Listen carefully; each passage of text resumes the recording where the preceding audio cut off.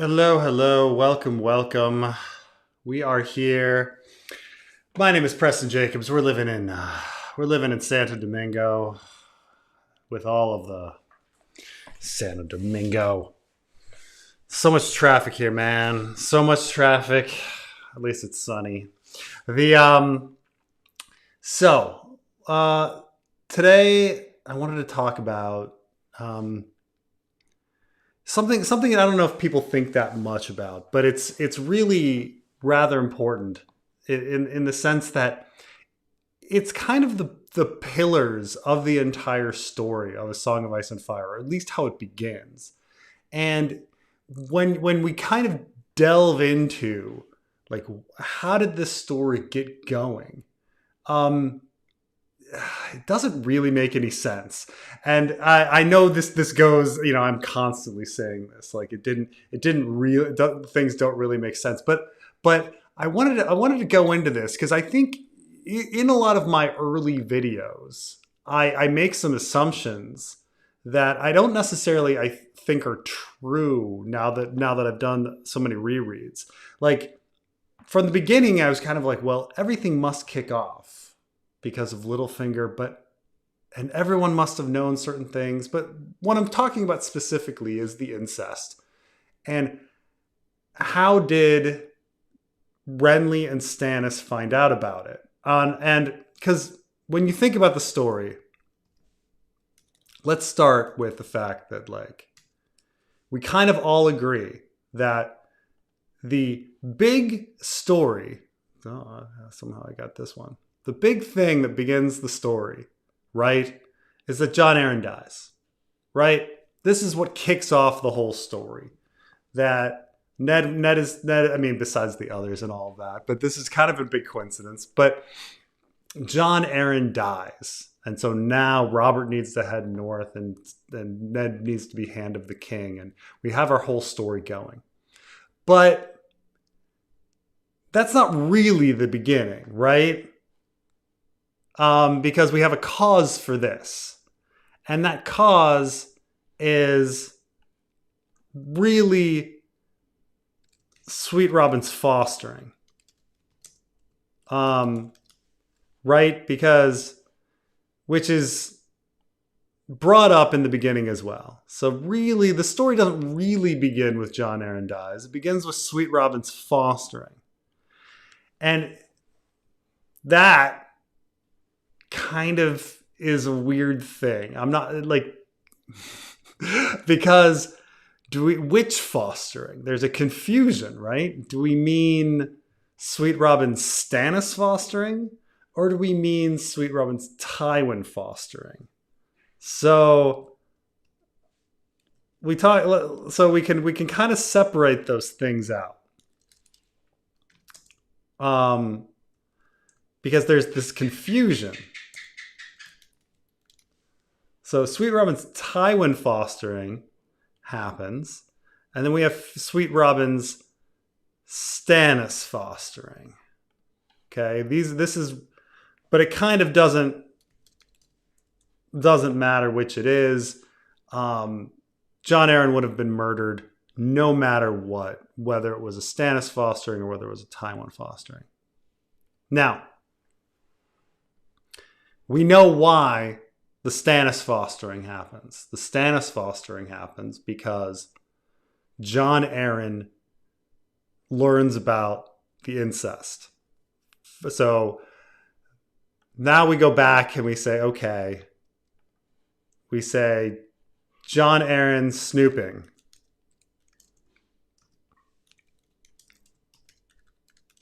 Okay. Jon Arryn snooping is the cause of the Sweet Robin Stannis fostering. Fine.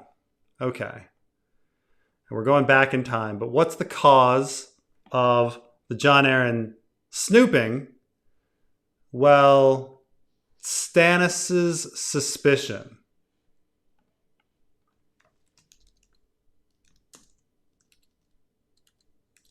Stannis specifically says in a Clash of Kings that he had suspicion about the incest. And so he brought it to Jon Arryn rather than to Robert or Renly. And then Jon Arryn was snooping, discovered the incest, went for Sweet Robin's fostering with Stannis, gets murdered, Jon Arryn dies. Now, going the other way, why was Tywin trying to foster Sweet Robin at the same time?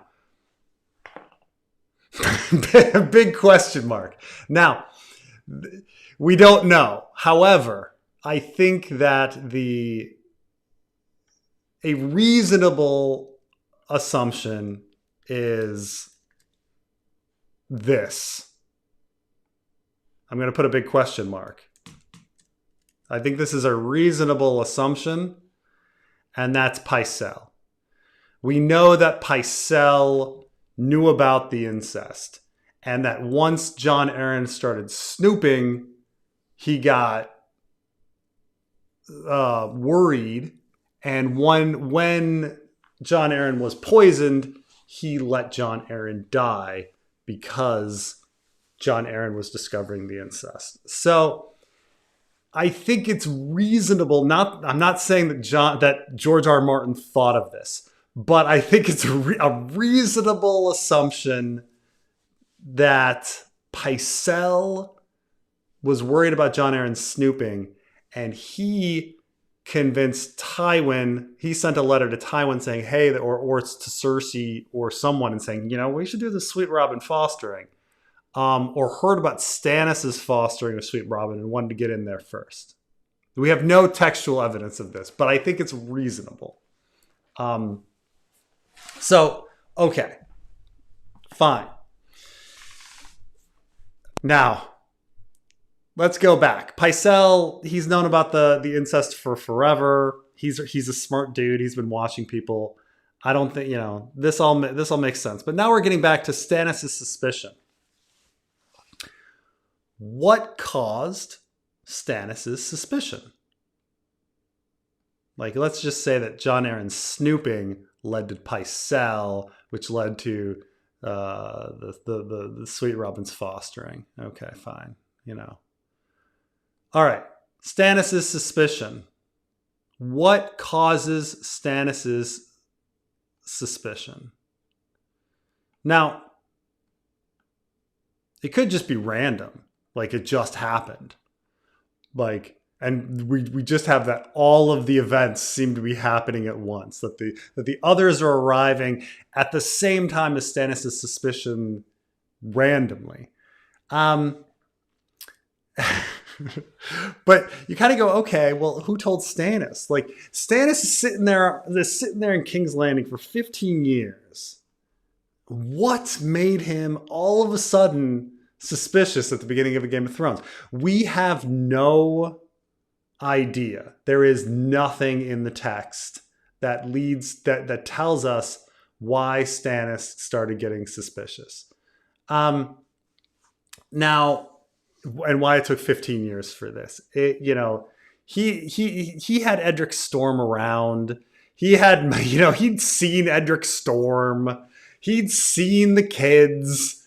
They're all around. Now, some people wonder, okay, is it Melisandre? Is Melisandre the person did she see something in the flames and tell Stannis? Sorry, no evidence of that. Nothing. In fact, we have a bit of a contradiction on Melisandre. So it's in a Game of Thrones, near the end, we hear that Stannis is calling for a Shadowbinder to be brought to him. And so there's this idea that Melisandre doesn't arrive on Dragonstone until the year 299. However, when we get to A Clash of Kings, it seems like Melisandre's been there a while. And Littlefinger tells a story that says that Varys says that Selyse had gotten in with a red priest years ago. And some people think, well, is he making a mistake and he meant red priestess? and that Selyse has been with a red priestess for years. By the way, the exact quote here is that from the first mention of Melisandre in our story is from a Game of Thrones, and it's here. Let's see if I can get it. It's Tyrion 9. Stannis is building ships. Stannis is hiring sellswords. Stannis is bringing a Shadowbinder from Asshai. What does it mean? Is any of it true? He gave an irritated shrug. Kevin, bring us the map. Now keep in mind that like she's on a ship. She's just arriving. So as you can see, it's just, obviously in truth, it's a retcon. All of a sudden, it seems like she's been there for years, and Selyse has been with a red priest forever. So this is this real question. Let's leave this here. Let's leave this here for a second. Stannis' suspicion. What caused Stannis' suspicion? We don't really know, right? Stannis' suspicion leads to Jon Arryn snooping, which leads to Jon Arryn dying. Okay. Meanwhile, Renly. For some reason, at the same time, Renly is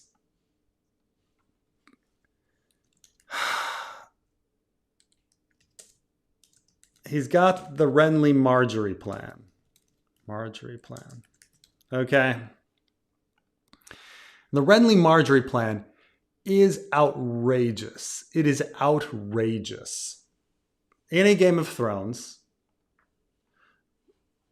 Renly is trying to get Robert to divorce Cersei and marry Margaery. Now, this is nuts. Divorce is not something that exists. You'd have to, it'd be a huge schism with the faith, a huge schism with House Lannister. Why? For what purpose? Because it's a favor to his boyfriend is about the only thing you get on there. Like what is causing Renly to want to do this massively crazy, tumultuous plan of trying to get Robert to divorce Cersei and marry Margaery? And it's pretty outrageous. And it's happening coincidentally around the same time as Stannis' suspicion. Now, when I first, and you can go to my early videos, my logic was, okay, it's pretty clear that we know that Pycelle knew about the incest. We know that Varys knew about the incest, and we know that Littlefinger knew about the incest. When Ned tells Littlefinger about the incest, Littlefinger isn't surprised, and we hear Varys talking about the incest with Illyrio in A Game of Thrones, and Pycelle reveals that he knew about the incest in A Clash of Kings. So Pycelle, Littlefinger, Varys, they know about the incest. This idea is now, but the thing is Varys is trying to slow roll the war, so he doesn't want to reveal the truth. Pycelle doesn't want to reveal the truth. So I think my logic, this is Littlefinger debt scheme, was Stannis' suspicion and Renly's Margaery plan are both so ridiculous, and they happen at the same time, and that the only logical explanation for this was that Littlefinger told Renly and Stannis simultaneously that there was incest going on to cause Renly to do the Margaery plan and for Stannis to go around getting suspicious and going to Jon Arryn. That was my theory.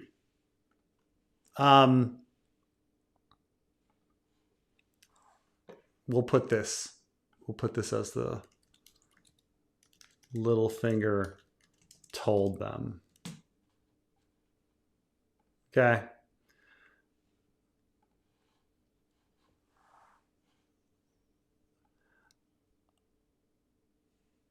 Now, reasonable enough, right? Like looking at young Preston Jacobs' theory is a reasonable assumption, because the alternative, that Renly was going through this completely harebrained, asinine Renly Margaery plan for no gain. Like he is talking about causing civil war in the Seven Kingdoms so that his boyfriend's sister can be queen. Like that is like, and seemingly no advantage to him personally. Robert would continue being king, and he and Margaery would have children, and Renly would not be king. Like it doesn't lead to Renly being king. Like it's specifically just a favor to his boyfriend to have his sister become queen is the only thing that's going on. And meanwhile, and so the only way I could see this working was that Littlefinger told them both of the incest. They both realized that the world is coming down, and that they needed to make some power plays, and that moving Margaery into that power play, because the Lannisters are about to collapse, was something to do. Now, the big problem with Preston Jacobs' Littlefinger debt scheme, and that the Littlefinger told them theory, admittedly, as someone pointed out later, is that in A Clash of Kings, it's pretty convincing that Renly had no fucking clue about the incest from the beginning. Now, we have to go over the text. We have to go over this text because some people are like, well, maybe Renly is lying, and your Littlefinger debt scheme works out. Can the Littlefinger debt scheme be saved if Renly is lying? Well, let's go over the text. Okay, this is I guess rather important, because this really kind of tells us if it is possible that Renly didn't know about the incest. Okay, so here's the text. We get this is Renly and Stannis and Catelyn are treating, and so this is their conversation. She says, Catelyn is just discovering the incest now. She says, he says, you're a usurper. Renly shrugged. The Targaryens called Robert a usurper. He seemed to be able to bear the shame. So shall I. Listen to yourselves. If you were sons of mine, I would bang your heads together and lock you in bedchambers. Stannis says, I am the rightful king, and your son no less a traitor than my brother here. You're free to name others traitors and usurpers, but how are you any different? This is this idea. She thinks that both Stanley and Renly are both usurpers. You say that you are the rightful king, yet it seems to me that Robert has two sons. By all the laws of West Seven Kingdoms, Prince Joffrey is the rightful heir, and Tommen after him. And we are all traitors, however good our reasons. Catelyn, but Renly laughed. You must forgive Lady Catelyn, Stannis. She came all this way from Riverrun, a long way a horse. I fear she never saw your little letter. So, Renly is claiming that he first found out about the incest from the letter. And then so Stannis has to reveal to Catelyn, Joffrey is not my brother's seed, nor is Tommen. They are bastards. The girl as well. All three of them abominations born of incest. Would even Cersei be so mad? Catelyn was speechless. Isn't it now here's Renly is also saying that he doesn't believe it. Isn't that a sweet story, my lady? Renly asked. I was camped on Horn Hill when Lord Tarley received the letter, and I must say it took my breath away. He smiled at his brother. I'd never suspected you so clever, Stannis. Were it only true, you would indeed be Robert's heir. Now, so Renly is saying that he doesn't believe it. Were it true, do you name me a liar? Can you prove any word of this fable? So, is Renly lying here? Is he pretending that he doesn't know about the incest for some reason? But the question is why? Why would Renly say, well, why is he lying? Why would he be lying here? Stannis ground his teeth. Robert could have never known, Catelyn thought. Lord Stannis, if you knew the queen was guilty of such monstrous crimes, why keep silent? I did not keep silent. I brought my suspicions to Jon Arryn. I don't know where his suspicions came from, but he had them. Rather than your own brother, my brother's regard for me was never more than dutiful. For me, such accusations would have seemed peevish and self-serving. I meant by placing them in line succession. I believe Robert would be more disposed to listen to the charges if they came from Lord Arryn, whom he loved. Ah, said Renly. So we have the word of a dead man. Do you think he died by happenstance? Now remember, Renly is doubting. Do you believe he died by happenstance, you purblind fool? Cersei had him poisoned for fear he would reveal her. Lord Jon had been gathering certain proofs, which doubtless died with him. How inconvenient. And then Stannis says, and then Catelyn backs up Stannis. My sister Lysa accused the queen of killing her husband in a letter she sent to me at Winterfell, she admitted. Later in the Eyrie, she laid the murder at the queen's feet, at the feet of my queen's brother Tyrion. Stannis snorted. If you step in a nest of snakes, doesn't matter which one bites you first. So, and then Renly says, all of this snakes and incest is droll, but it changes nothing. You may have the better claim, Stannis, but I still have the larger army. So Renly now concedes in this conversation. He concedes that, fine, the incest happened. And says it doesn't matter, I still got the bigger army. So why was he fighting for and pretending that the incest didn't happen in the first place?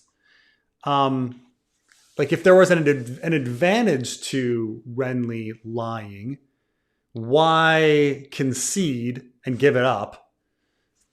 And if there was no advantage, why would he pretend that he didn't know about the incest? So, I mean, I would say that this is fairly convincing, this conversation, that Renly didn't know about the incest, which means that like simultaneous, and he never reveals it later on. They even bring up the Margaery thing. He says, oh, a year ago I was scheming to make the girl Robert's queen, but what does it matter? The boar got Robert and I got Margaery. So, I mean, he could have revealed it at any time. He is revealing like, no, I was actually doing treasonous stuff, a year ago. He could have easily said, okay, I knew about the incest and I was scheming from the get-go. But he doesn't. Like, I'm trying to think, like, what's the advantage of lying for Renly? Like, why doesn't he say, yeah, I had my suspicions too. That's why I was trying to put marry Margaery to Robert. Like, that would have made more sense. And it doesn't change anything. Like, I don't know why Renly would be lying. Maybe to piss off his brother, because he likes pissing off his brother. You get the peach after this, and the peach just pisses off Stannis. But it's fairly convincing, and never, no one ever later contradicts this, that Renly never knew about the incest until the letter, which means, like, if he never knew about the incest, that means by mere happenstance, he is trying to do the Renly Margaery plan for no fucking reason, coincidentally at the same time that Stannis gets suspicious. And we still don't know why Stannis got suspicious. So, I mean, it may be that he's just getting trolled. So, I mean, look, does the Littlefinger, I like, honestly, yes, the Littlefinger debt scheme idea that Littlefinger was the beginning of all of this makes the most sense. but I don't necessarily think that's what George wrote. Like, I think it's like one of these convenient things that can be invented to fill a lot of plot holes. That it was Littlefinger, but in the end, it really does seem that George wrote without cause that Stannis started getting suspicious, and Renly had this Margaery plan simultaneously for no reason, just coincidentally. That Renly came out with this madman's plan, and Renly's Margaery plan is a madman's plan. It is insane. It is insane how difficult and unlikely the plan is to work, but at the same time provides no fucking benefit. Like, I do not understand why Renly, like, as a favor to his boyfriend's sister, would try to throw the kingdom into civil war. It is outrageous. Not to mention the fact that it would never work. Like, the Faith of the Seven would be like, what? What are you talking about? No, we can't divorce Cersei. Why? So the best I have, is that Littlefinger told them. But really, like, we still have nothing in the text on what caused Stannis' suspicion and what caused Renly's Margaery plan. Renly is quite convincing that he didn't know in that conversation. And Stannis, we don't know where the suspicion came from. It doesn't seem to have come from Melisandre. So I don't know. Melisandre never mentions anything about this. It's also just, there's another coincidence that at the same time of Stannis' suspicion and Renly's Margaery plan, a Red Priestess has arrived and is telling Stannis that you are the chosen one. Coincidentally, it's not like Melisandre, was part of the incest thing at all. Like, she just arrives and she's like, oh yeah, you're Azor Ahai. Oh, am I? I'm not even oh fuck. Like, go back and imagine Melisandre first arriving on the island. Okay. Let's say that she arrived years ago. We go with the Red Priest idea that she arrived years ago and she's been converting Selyse. And she's like, you know what? Stannis Baratheon, who is third in line for the throne, is actually Azor Ahai and is going to unite the world and have everybody battle. Or does that notion give Stannis suspicion? He's like, well, wait a minute.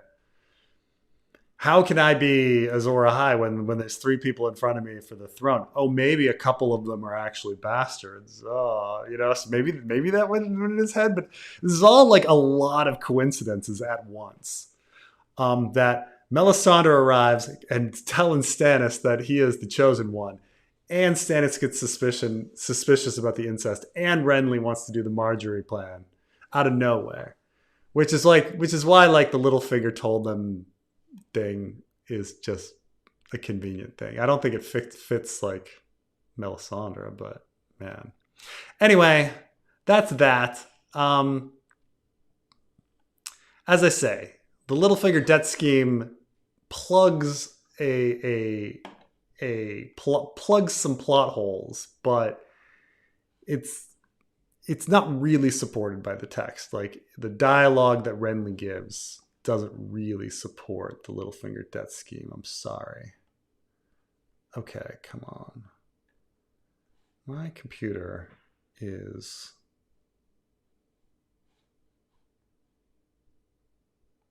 being jumbly. So let's get back here. Answer some super chats.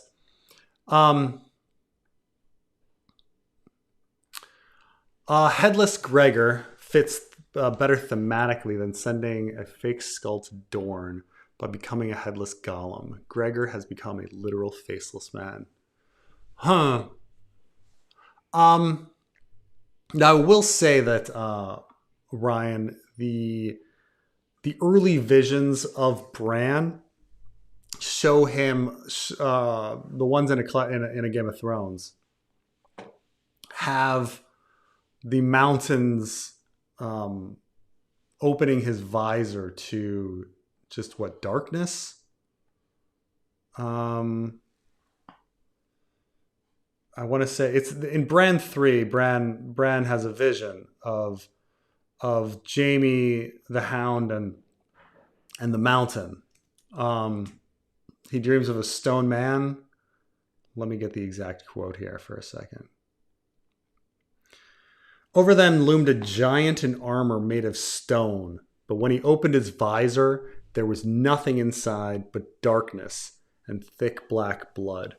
So you could say, I mean, maybe the thick black blood is coming from the neck, but there's nothing in there but darkness. That there is no head. Obviously this is this idea, the metaphors or whatever, that there's nothing in, like, there is, like, Gregor has no soul but darkness or something. So it's not that there isn't textual evidence for the fact that he has no head at all and he's walking around with a head.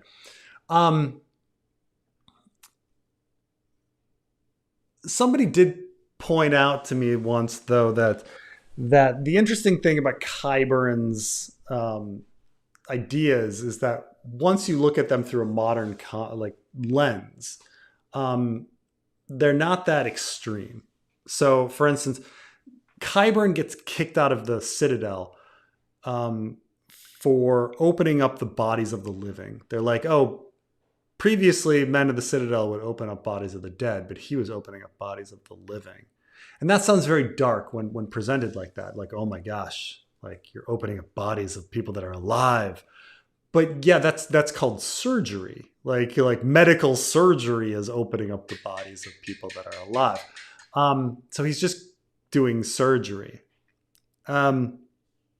which doesn't sound as dark, right?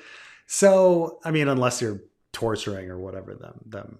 So this idea that Gregor gets stabbed with a poison, and he like Qyburn needs bodies to refresh him. Some people put forward the idea that perhaps that the poison caused Gregor to have kidney damage, and that his kidneys have failed, and that now he needs dialysis. He needs new blood flushed through his body because his blood gets poisoned because he doesn't have any kidneys. And that's really what's going on, is that there's nothing really wrong with Gregor other than the fact that he has kidney failure. And then when they say, like, oh, they haven't seen Gregor visit the privy, it's because, well, he's got, a bunch of bags, colostomy bags or whatever. He doesn't have kidneys, so there's no peeing. He's just got bags dealing with all of his shit, and he doesn't actually deal with a toilet in a regular fashion. And so in that sense, you could say, well, like Gregor's not undead. He's just a guy who had kidney failure. And then you wouldn't have to deal with the fact that he's a animated headless corpse or whatever. Now, that said, that's also not necessary, because we do have animated dead bodies in our story. We got Beric Dondarrion and we have whites and shit. So, like, animating bodies isn't also as easy thing. So you kind of have to weigh these two things. Like, is Qyburn unrealistically using modern medicine, like dialysis, or is he animating dead corpses magically? And you kind of go, well, both are really unlikely, right? Like, both are not really things that a guy in the Middle Ages should be capable of. But both are fantastical, but fantastical in different ways. Like, one is science at a time when there shouldn't be this science, and one is magic, which one could argue is science that you just don't understand. But yeah, I mean, I don't know. The why the Beatles? Like if they really sent his head, like why the Beatles? Just even Cersei is like, you could have just thrown it in a sack. They would have been happy with it. Trust me.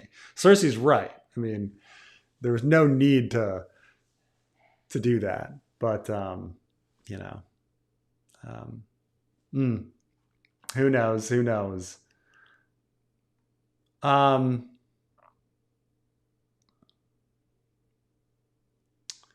oh, if Winds comes out, how am I gonna handle things? I'm probably just gonna, if Winds were to come out, and keep in mind, it's not coming out. But if it were going to come out, I mean, we just got another thing that says that George is 70% done, which means he's somehow further away than we thought. Um, he hasn't moved the needle in years, in 3-4 years now, or since COVID, since the end of COVID, he hasn't really progressed. Um, but yeah, I'd probably go chapter by chapter. Um, that would be my start. Like, just going chapter by chapter and doing analysis like that. That would last a long time. That would last a couple of years. Um, here we go. Heather, with the fanfic, is Robert Strong going to follow in Gregor Clegane's footprints and continue to burst Martell heads like blood oranges? That is a good question, Heather. I have not yet decided what's going to happen at Cersei's trial. I do think that what probably going to have is that Lancel will be the champion for the faith, and Robert will be the champion for Cersei. And so I do think that, Robert coming out, killing Lancel is a pretty brutal kind of way to go. Because we all kind of pity Lancel, we kind of feel for Lancel. And so it's, but then the question is, okay, Cersei wins, but she has to evacuate the capital because Aegon is coming anyway. So, she wins, but then Gregor comes out, and now Lady Nym sees that there's a person that looks just like Gregor Clegane. And I imagine Cersei, even if Sir Robert Strong is not Gregor Clegane, which I think is a hilarious idea too, that Sir Robert Strong is actually Sir Robert Strong. I think that's a hilarious idea. But nonetheless, Cersei thinks that it's Gregor, and Lady Nym would think it's Gregor. And so the result is the same, that she is going to, this is Dornish master plan kind of stuff, that she is going to demand something from Cersei for lying to her. And that thing would be, Dornish law, like that Cersei would offer Dornish law, and Lady Nym would accept it to be quiet, but that they would have to escape anyway, that they would flee to the Westerlands as Aegon comes in. But will he continue to burst Martell heads? I think the Dornish are all getting split up here, is the idea. If Lady Nym agrees to Dornish law and heads off with Cersei, and then Arianne is with Aegon, and then Quentyn, who knows what's going to happen with Quentyn? Maybe he's going to join Aegon too. But then we still have Arch and Drink and things like that. Are they going to be a part of the Dany cause and stuff like that? So I think there's a lot of splits in what's going on with the Dornish. I don't think it's going to be a simple thing that the Dornish are going to do this, because we know that the Dornish are not a homogenous group. We know that the Ironwoods and the Martells have big tension. We know that there's something weird going on with the Danes. Like, we know that the Dorne is not one big thing that just follows whatever Doran wants. So, not to mention, who knows what Ilaria might do and things like that. So, it's no, it's going to get complicated, but I don't think he's going to necessarily kill Dornish people. I think it's more that Lady Nim is going to get close to Cersei and start and be part of that. I think that more a split of the Dornish is what's going to happen. I don't know what hell happened specifically with Robert Strong. I mean, it might be best that he just keels over. Um,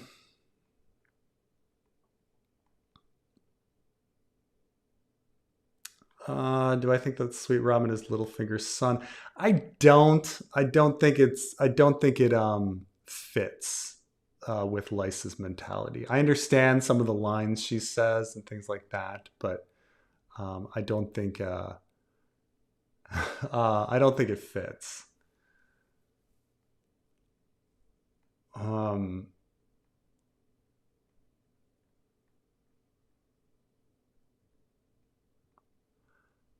let's see here. Joffrey reaching puberty. I mean, does watch Joffrey reaching puberty like mean anything when it comes to how they look? I mean, it's all about their hair, right? You know?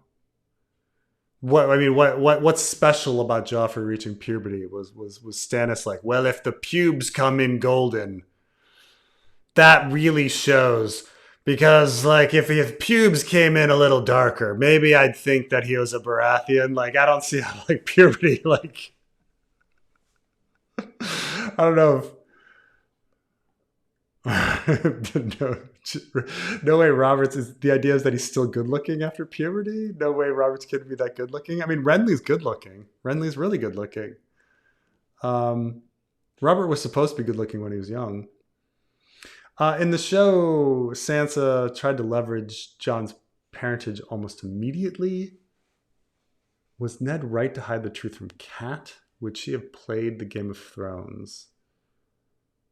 Did Sansa try to use Jon's parentage? I guess there was. I mean, it's one of these things I'm forgetting. I know that like she and Arya just didn't like Dany.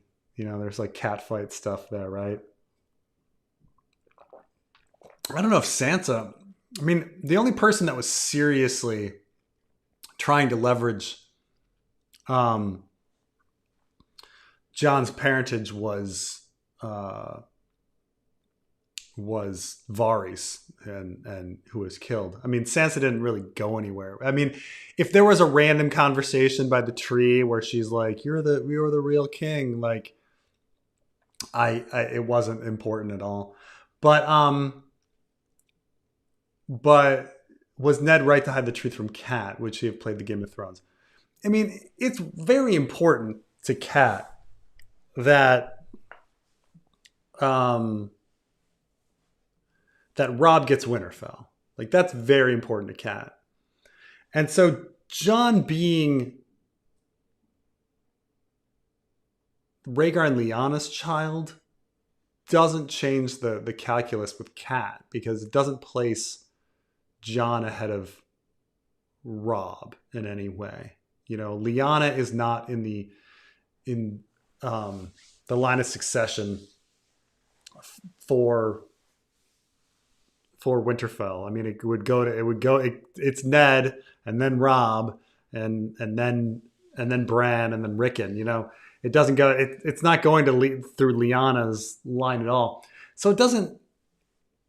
I don't think it. I'm trying to think like, and this gets into a bit of like why forever I was pushing R plus L equals D being more logical. R plus L equals D and N plus L equals J or B plus A equals J makes a lot more sense when you're actually thinking about the Game of Thrones and everything. But what makes the most sense isn't necessarily what George planned and things like that, as we just went into. Littlefinger told Stannis and Renly makes the most sense. Do I think George thought of that? No. It's something that would fix the problem, but I don't think George was thinking about that. I think George really wrote a bunch of simultaneous events that had no common cause. So like, assuming R plus L equals J, what would how would Kat actually react? I mean, she would be relieved, obviously, that Ned never cheated on her, and she'd be relieved, obviously, that Jon is no longer a threat in the line of succession for Winterfell. You know, the I'm trying to think like what she would do from there. Like, would she try to marry Sansa to Jon? Hello, Trey. How are you? Let me give you an Hello, overlay. hello. I like the if the pubes are golden, the throne must be stolen. Or whatever you If the pubes are golden, oh God. said. Oh God. That was the second Maester book that Pycelle had was actually the the pubic hair color of High Lords and Kings going back thousands of years. You're like, oh, huh. Oh gosh.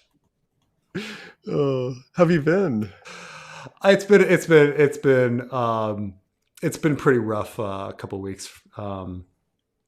Just been dealing with a lot of personal issues. One being that my son fell on the playground, and I've been and hurt his arm, and I've been in and out of hospitals, and even though he's not hurt at all, I mean he has just like a sprained arm or whatever, like no damage, but yeah, just been super exhausted. Came back from America to Dominican Republic, and it's just been ready to collapse. But kids finally started school though, so next week maybe a better week for me. I'm gonna try to get out the Melisandre chapter, so I'm gonna try to record that.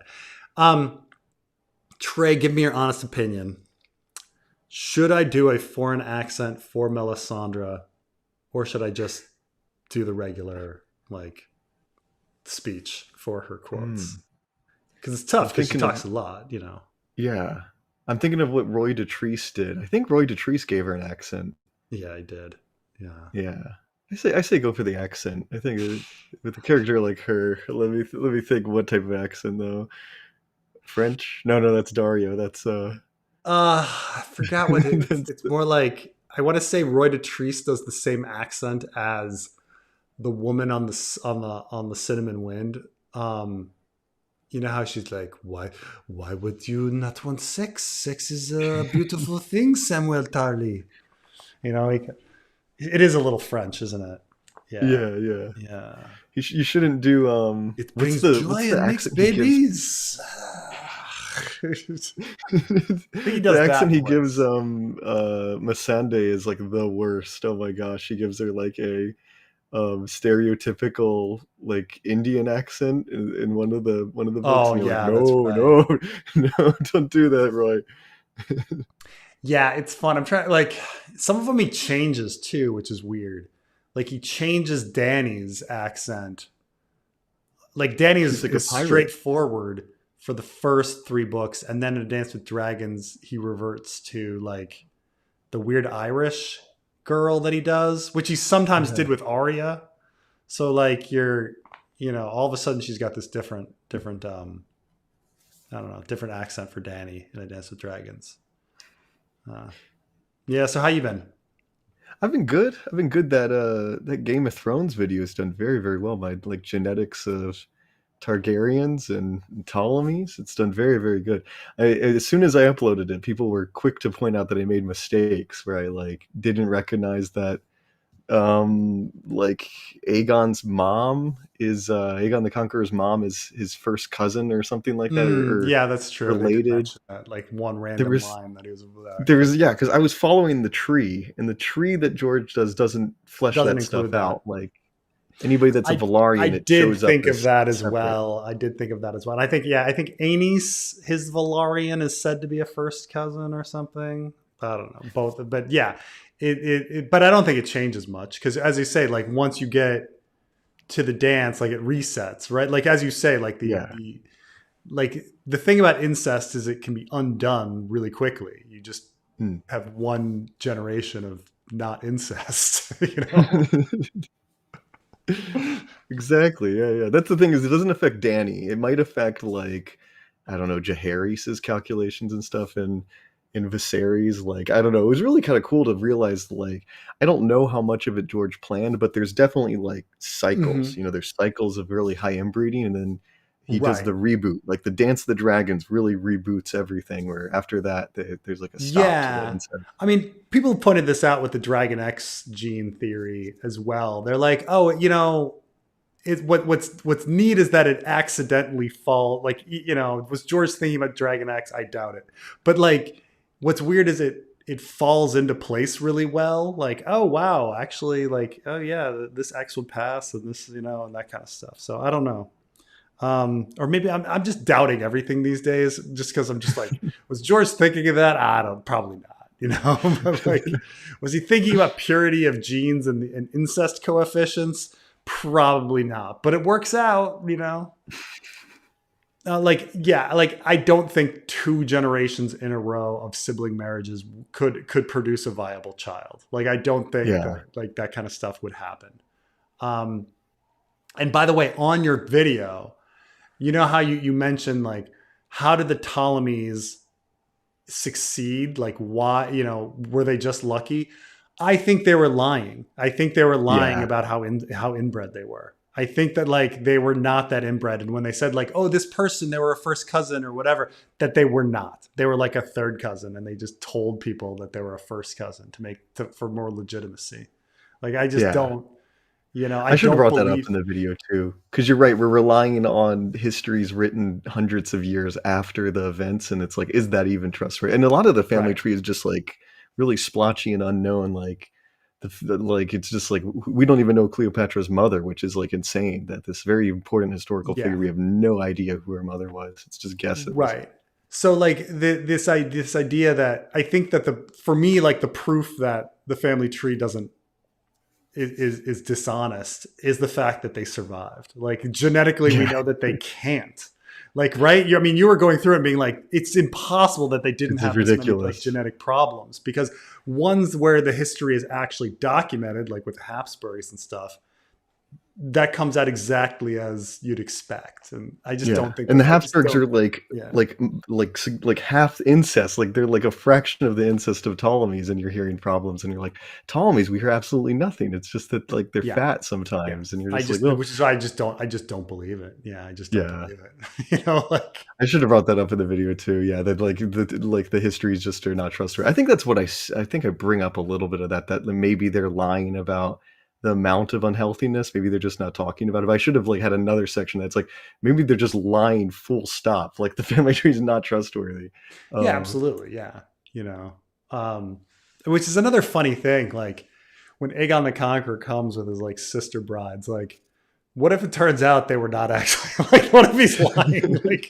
Like Visenya and Rhaenys were not his sisters. Like they're just like that's ridiculous. Who would do that? He just told everybody they were randos, and he told everybody that they were his sisters to like for reasons to like shock people, like to make people think he would do anything, that he was nuts, you know.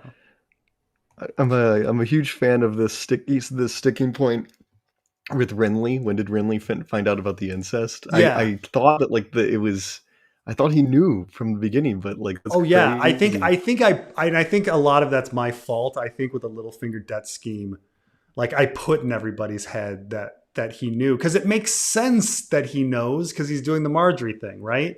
And I think the Littlefinger debt scheme put that in everybody's head. And later, when people are like, that doesn't square at the Clash of Kings, I'm like, fuck. But Did the show do that he knew from the beginning? well, in the show, they don't do the Marjorie plan. And so Mm, I think he does find out, I think, during the the treating. Like there, I think there might be a scene where a look on his face where he's like, "Oh, really? Like this sounds like a lie."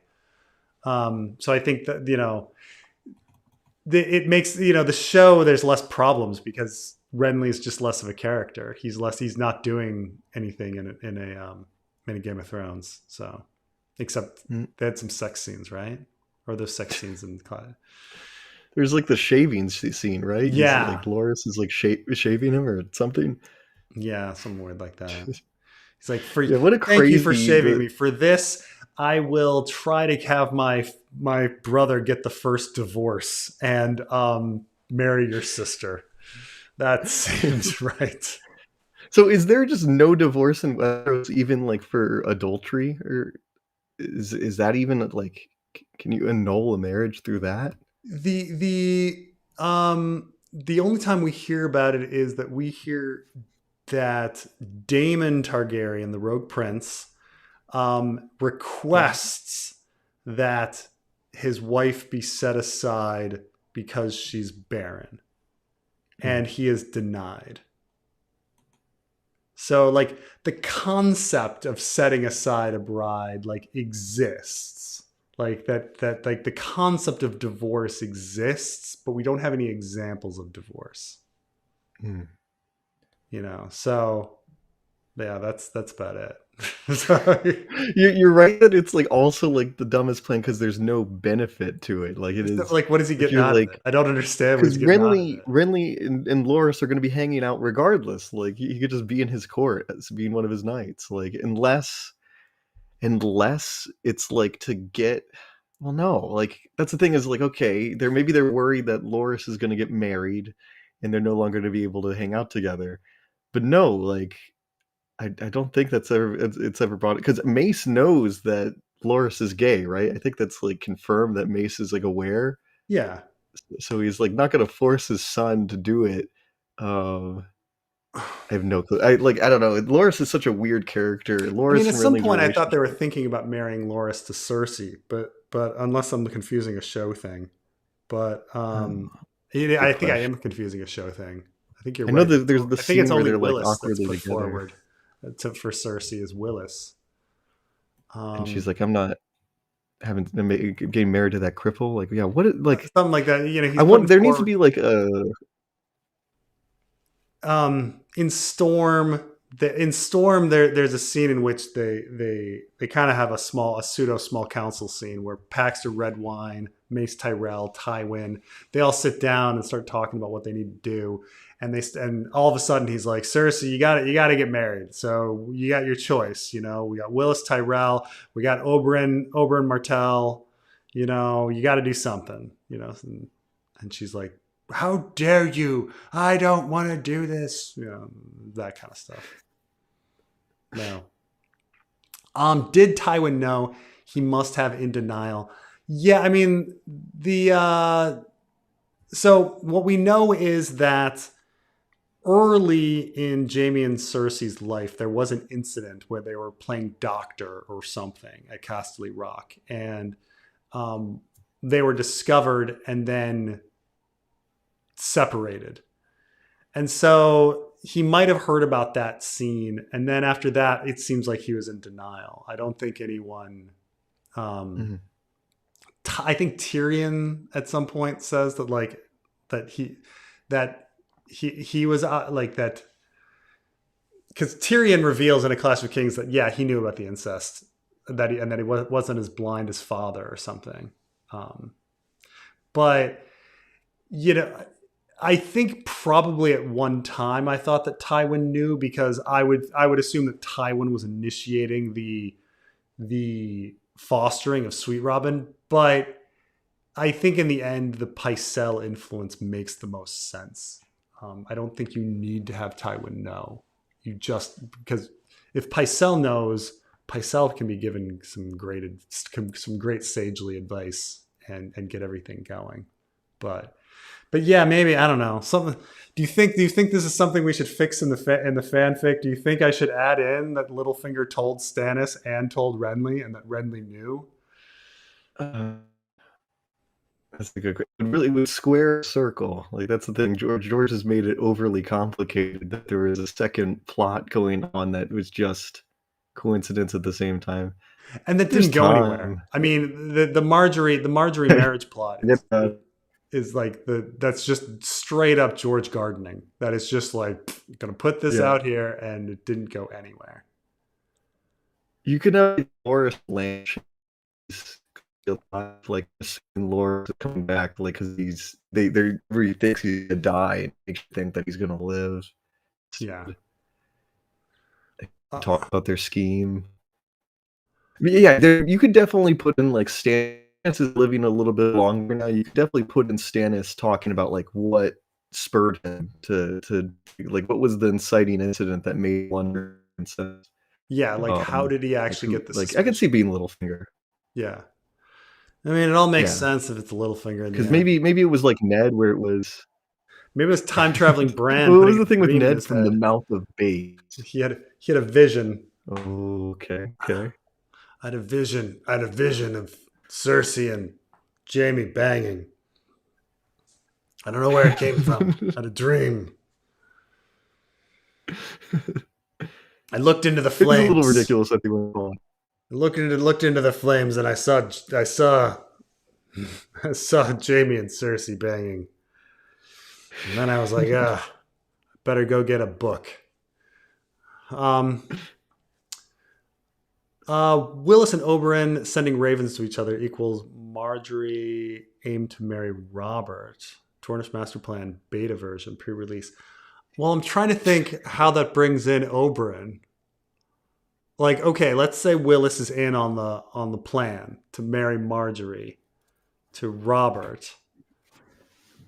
Is the idea that the Dornish are going to support this?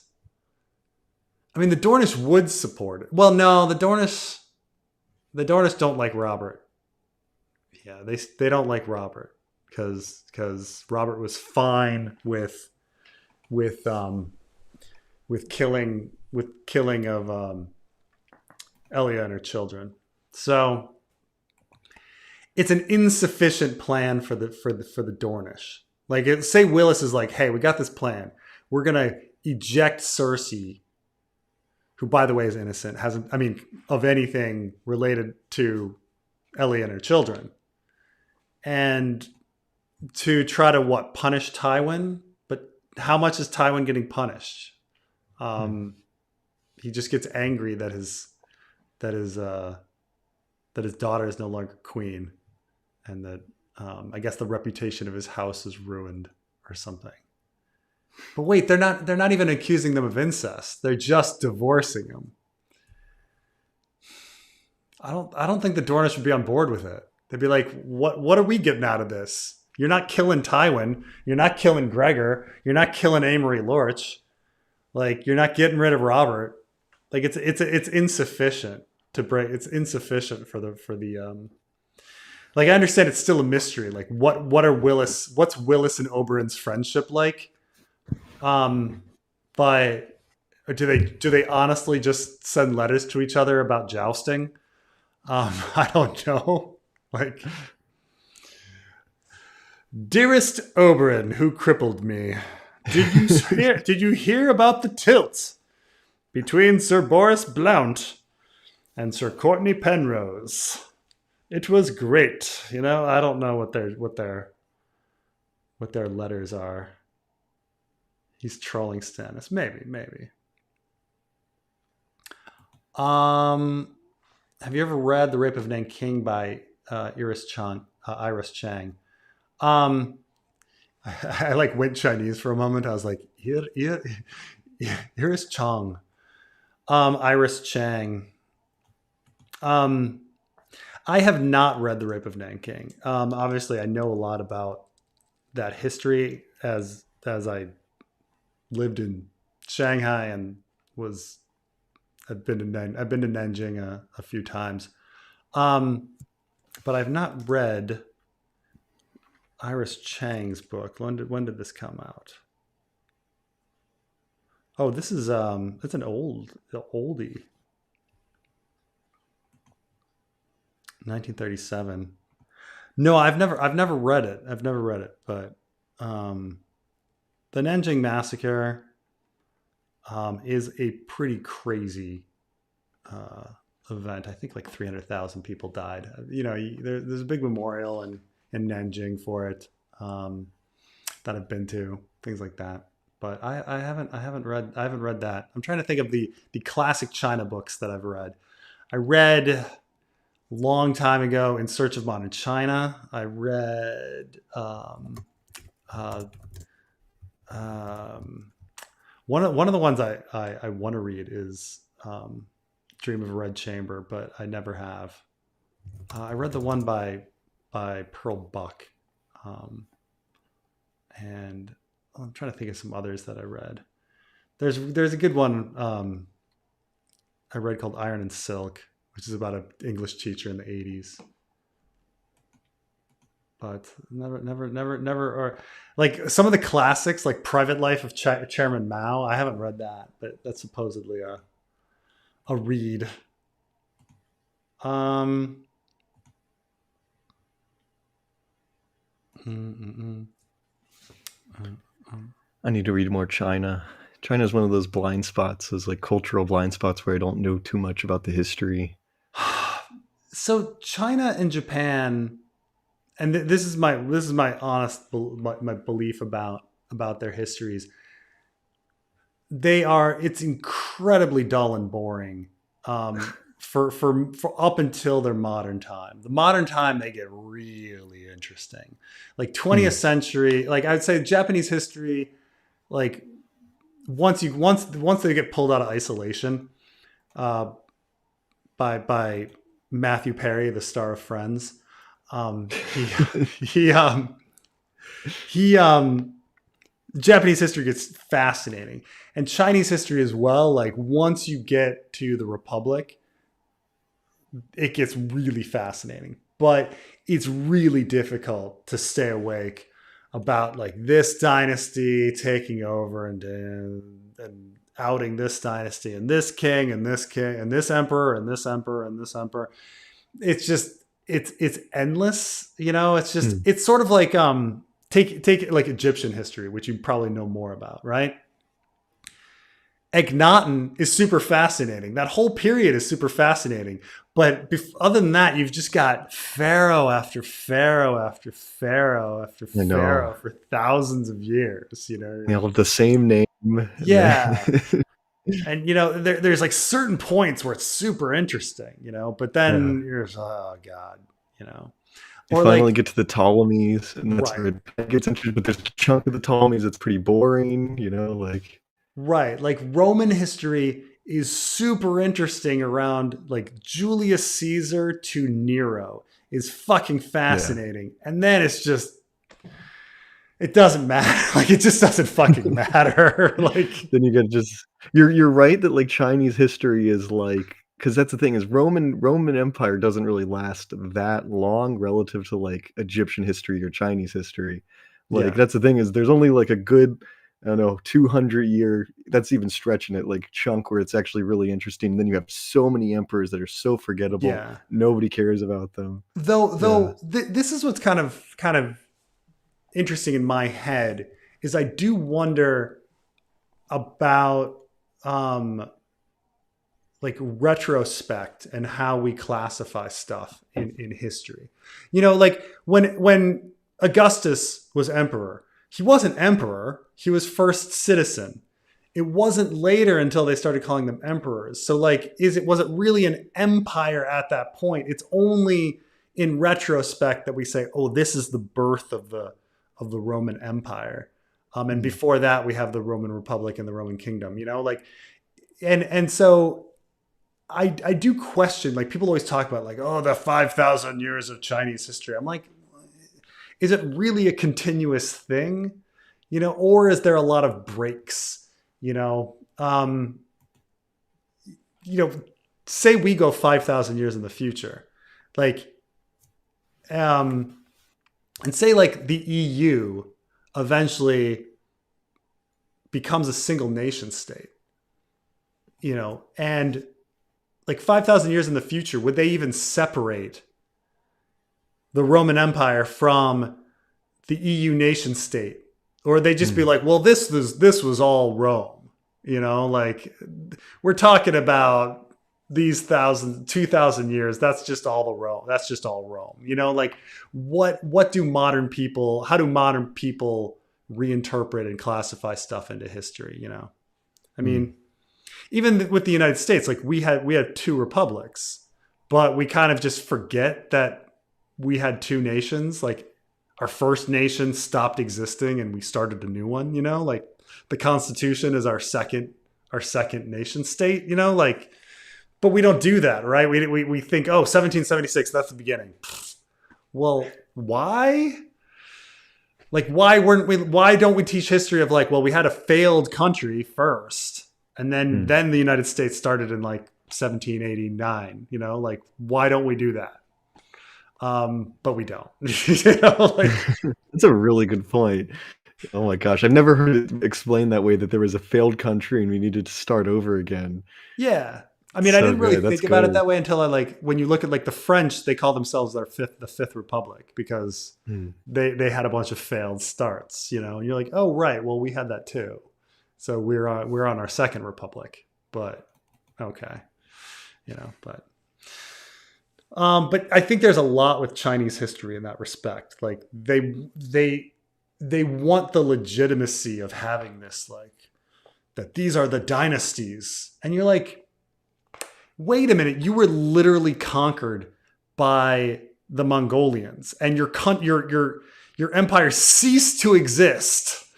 Like and but you're like, no, but that's just the UN dynasty, and you're like, no, you were fucking destroyed. And there was no China anymore. Okay, the Mongols conquered you, and then it happened again. The Manchurians conquered you. Like there was no China. Like the Manchurians took you over for hundreds of years. You're like, oh well, no, that's just the Qing dynasty. You're like, no, like You're right that it's like actually they were part of us the whole time. yeah, we were part of us the whole time. When the Germans, burned Rome, they were Romans the whole time. Like you could easily do that in Yeah. the same respect, but You're so right that yes, especially with like the barbarian invasion, whatever, of the Roman Empire. When you really look at it, they were not culturally dissimilar from they dressed like Romans, they had coinage like yeah, Romans, like they had a state like apparatus that was like it really wasn't different. People treat it like it was this crazy takeover and it was the end of all things, that but it that really was one of wasn't the that most different. shocking things when I went to like museums in Sweden.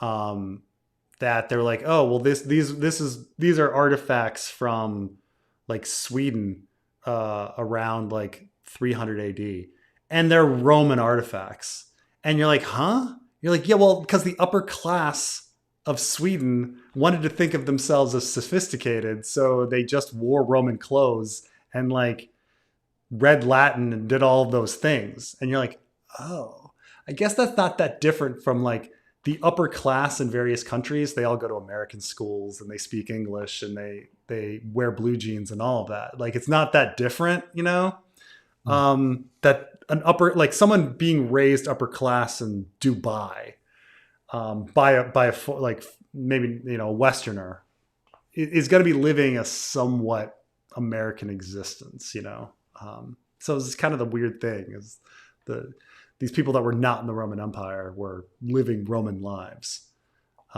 in Sweden during the Roman Empire, But like, are they that different? But yeah, but from from the outside, from an outsider perspective, it's difficult to differentiate what the difference between a Mongol and a Chinese person was, or a Han person and a Manchurian. And from their perspective, their monomyth of continuous Chinese like civilization and how great that was like feeds into it. So it's Mm. in both of their best. It's in everybody's best interest to pretend that these people were that it was just all China. And you're like, well, no, but Hey Preston, thoughts on the Tower of Joy being told through a young Ned point of view chapter? Maybe takes place right after a Bran chapter that sets it up. I mean, one of the criticisms, and I think it's a rightful criticism of the fanfic, is that I'm trying to answer too many questions. Like I'm trying to fill too many plot holes, and I'm trying to like actually like have some answers to a lot of the mysteries. And that George R. R. Martin's writing is just keep going with the mysteries forever. Make more mysteries. Make more mysteries and don't answer anything. Um, and I think it's a somewhat rightful criticism, but I think also like with regard to the Tower of Joy, I think that that is also something that needs to remain a mystery to some degree. Like I think you can hear, somebody's perspective talk about it, and then probably somebody else's perspective talk about something else, and have there be certain contradictions. But I think a definitive like Ned actually telling us what happened is a little too much. In fact, I think the proof of that is in a Game of Thrones, we do have that scene. We literally have a dream sequence of Ned going to the Tower of Joy, and it's surreal, because George didn't want to actually reveal that information. So, but yeah, I'm really holding to the no new points of view idea, trying to eliminate points of view, trying to wrap this shit up, wrap it up. I do like that you're wrapping, like, I think you're wrapping things up and giving conclusions more than George would. But Yeah, it's more satisfying, all right? It's more satisfying to have this stuff answered as opposed to nothing. Because you yeah, we'll feel the see. need, you know. We shall see. I mean, when I get to the halfway point, which is still a little bit away, but when we get to the halfway point, I want to do a video on like what I learned about the story coming, like having done halfway, like having gotten halfway, having had the fanfic project like produce half of the Winds of Winter. What did I learn about the Winds of Winter? Hmm. And I think I've learned a lot. Like I've learned that like handling this many points of view is really unwieldy. Um, and that man, he really didn't wrap up A Dance with Dragons, considering it's taken half of the Winds of Winter to really wrap up A Dance with Dragons. Like that dealing with the Battle of Ice and Fire and Steel and Blood and Jaime's trial and Cersei's trial and the Wall and Skagos is just like holy shit, like and the Dark Star thing. It's just like oh my god, Oh like my god.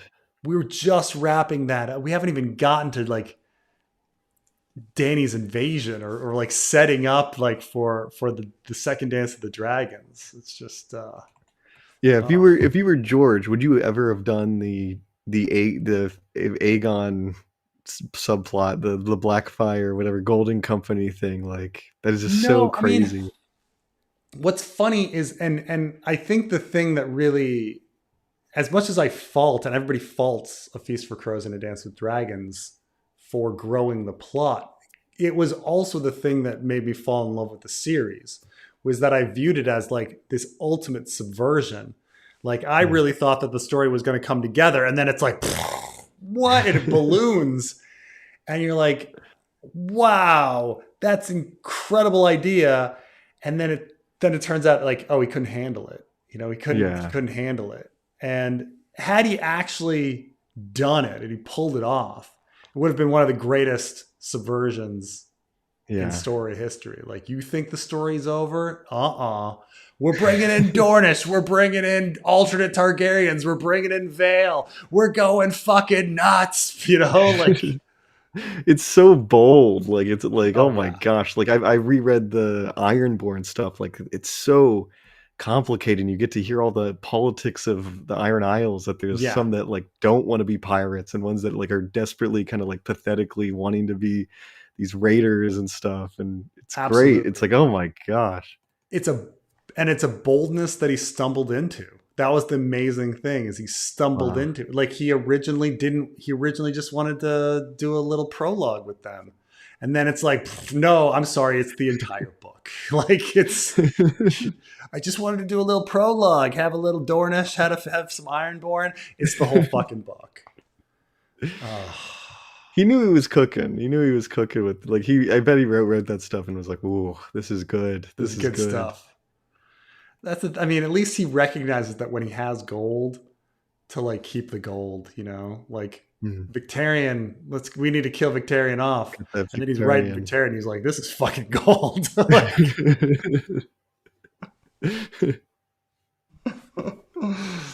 man, oh man, that's the thing. I Yeah, we got to mean, figure out how Howland Reed won the Battle of the Tower of Joy through that frog. through that frog. Yeah, I guess we. I mean, I think there's some. Look, there's a lot of opportunity for the Tower of Joy because we eventually are going to have somebody meet Howland Reed, and that Mm. someone is probably going to be either Theon or Davos. But you gotta have somebody meet Howland Reed, so you got some opportunity there to get into what happened there, and so. But I've got some good ideas on how to wrap things up. But Oh, sweet. everybody's got to head to Harrenhal is essentially the idea. Everybody's heading to Harrenhal, and so it's let's see. The way genetics work on Planetos makes no sense unless George meant for the people here to not even be Homo sapiens per se. Do you always hear these birds out here? Yeah, I could hear him. I always wonder if you have like a pet bird. No. It's just birds sit outside my window and unless George meant for people to not even be Homo sapiens, but basically aliens that look like humans due to convergent evolution. In a sci-fi kind of way, all of Robert's children having black hair and blue eyes is impossible. Well, yes. Yes. This is true. Right. I mean, Look, it makes no sense when you talk about that these houses existed for 10,000 years or something and yeah. like have not like have not been watered down, or they still keep the surname. Like they're gonna go extinct. Yeah. Like there's a lot. Yeah, I mean, it's kind of interesting when you read Roman history. They talk about the Roman emperors and people having like red hair and having fairly pale skin, and they were like, and this is due to their like Greek blood.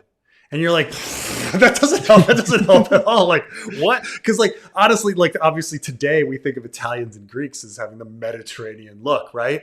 Yeah. But you got to remember that this is also before, like, before a lot of Middle East trade and a lot of Middle East invasions and things like that. But you're just like, Nero has red hair because of his Greek heritage, and you're just like, huh, what? Like, well, You they mean just like look during the different. Bronze Age? Like what are you talking about? But yeah, they just had different looks, different times. It's like the Lannisters having golden hair for 8,000 years is a ridiculous notion. It's a ridiculous notion. But yeah, no, you're absolutely right. All of Robert's children having black hair and blue eyes is impossible. I think the I think the unfortunate thing is that they actually started pushing the Baratheon hair thing more than it used to be. Like in the original Game of Thrones, it's only specifically that the Baratheon, when against Lannister genes, the black like comes out on top.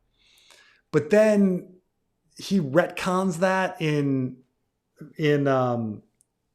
Fire and Blood and makes the Queen Who Never Was like have black hair too, and all these like little things, and making this she originally has silver hair in The Princess and the Queen, and then when Fire and Blood comes out, he retcons it and makes her hair black. But like they didn't do that in the show, but she's got Baratheon hair, but it's just like, well, if every Baratheon is just going to have black hair, how long until the entire continent has black hair? Like, they're always dominant, right? Oh, yeah. People brought this up with like Charlemagne, like gosh, I read like this genetics book and it was really complicated, but it was basically like, Christopher Lee, Count Dooku, Mm. what else? What else? Saruman claimed that he was like the descendant of King Charlemagne and stuff. And the thing is that the geneticists pointed out that like anybody that existed back then would have everybody's descended from that person. Like there's Yeah. like it has to do with the fact that like your ancestry doesn't just like balloon. Like you don't, because you would have exponentially increasing ancestors with each generation to the point where in like the Middle Ages you would have like I don't know 500 million ancestors, but the population of Europe at that time wasn't that. So there has to be like this collapsing of ancestors that on one side of your trees also has to be the same person. So like that's the thing is like so people pointed out that like anybody can claim to be a descendant of King Charlemagne because Oh, he had so many absolutely. kids and they had so many kids and that it's not anything special. Um, Yeah, no, it's amazing how it's not even very far back. Like, you only have to go back 500 years, and everyone on Earth is related. It's like right. not even very far.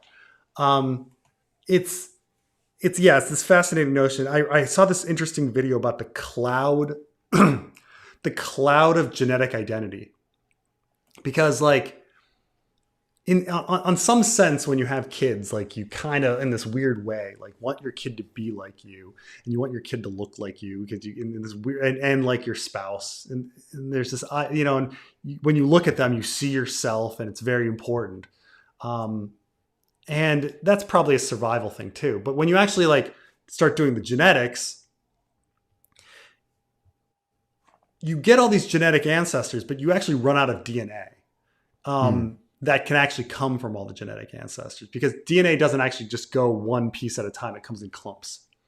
So eventually, after only about 300 to 400 years, you start losing any genetic uh, like connection to ancestors. Like, some ancestors are just wiped out, and you have no Phew. idea which ones. I mean, probably your patrilineal and matrilineal one might still have something, but like everybody in between, you're getting to the point where like some people are getting overwritten, and you don't know. You have no idea. So you could track all of your ancestors back and get to the point where it's just, the entire world, but you don't know which ancestor's DNA is still in you, because they come in clumps, and at some point, so some of that person just never got passed on to you, even though they're your ancestor.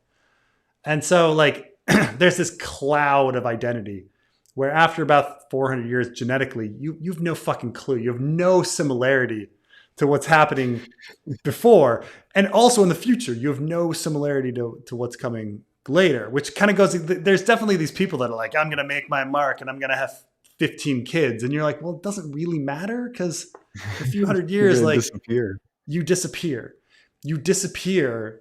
um in a memory sense, like, people forget who you are. In a genetic sense, people are going to forget who you are. Like, having your genes survive is a ridiculous notion post like a few hundred years. Like, it's just like there's no point. um Yeah. like, so it's a very odd thing. Now, obviously, for survival, probably on a biological level, like, you know people, like, animals are more likely to take care of young that looks like them, so it's important that young looks like them, like, in that one generation. But it doesn't matter. But yeah, no way. There's just, when now we're talking about thousands of years to Lannisters and Baratheons like having this black hair. It's um ridiculous. it's 10, like, ridiculous. that's the thing is, like, 10,000 years is crazy. 8,000 years, like, that's like, think about, like, how different humans even look from then to Hmm. now. Like, you got Cro-Magnon Yeah. man and stuff like that. Like, it's ridiculous. Oh, oh my gosh. Yeah. And one of my favorite quotes from, Fire not Fire and Blood, what is it? Hot D? Is, Mm. Viserys's thing about horses where he's like, I "Yes, I had a love white that. I horse." love It's that so good line. because it's like, yeah, It's that's real so life. good. Yeah. It's such a good story.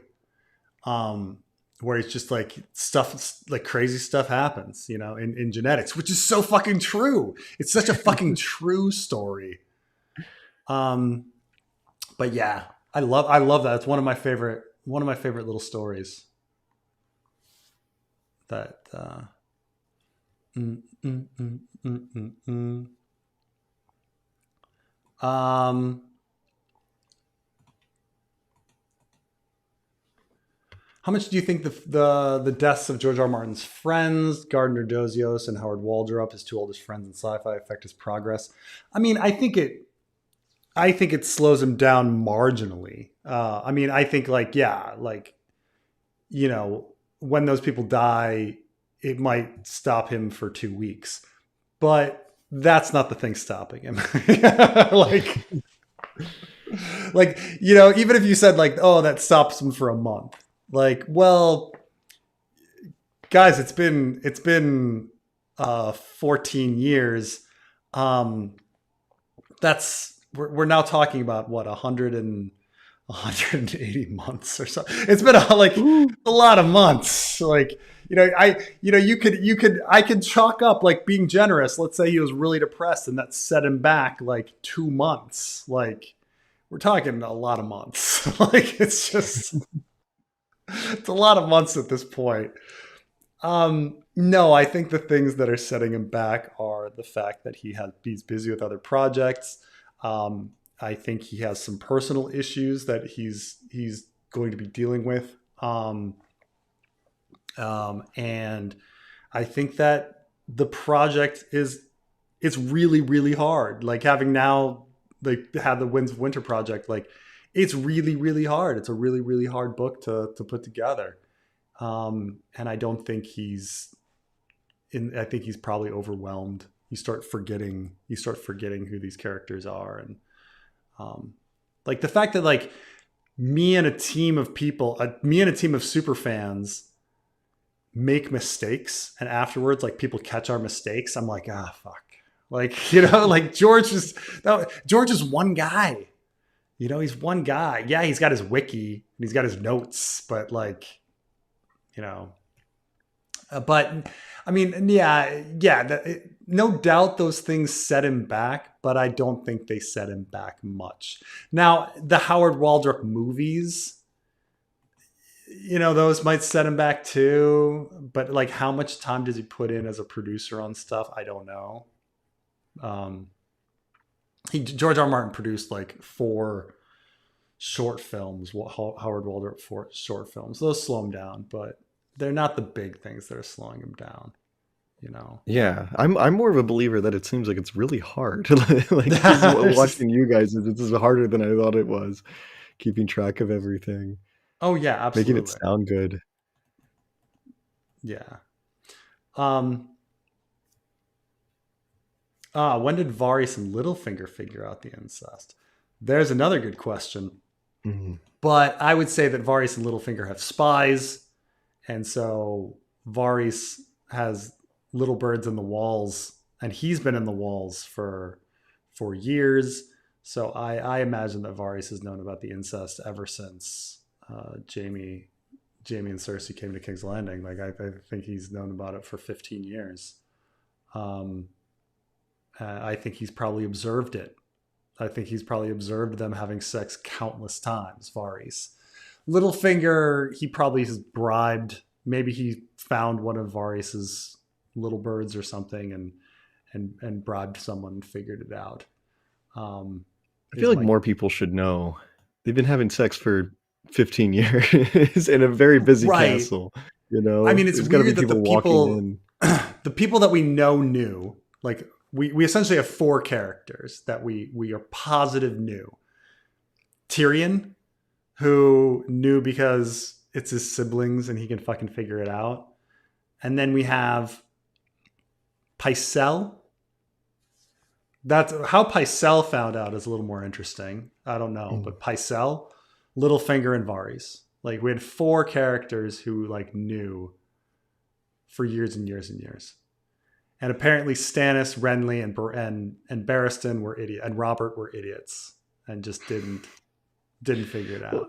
And like contrasting it with Loras and Renly, and everybody knows about Loras and Renly. It's like they're maid, and then they're like his grandma, and then his dad, and Stannis knows, and Littlefinger knows, Jaime knows, like the whole court knows, because how can you hide something like that for like decades? Like how can you?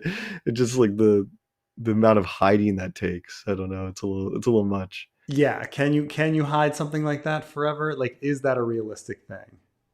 Um,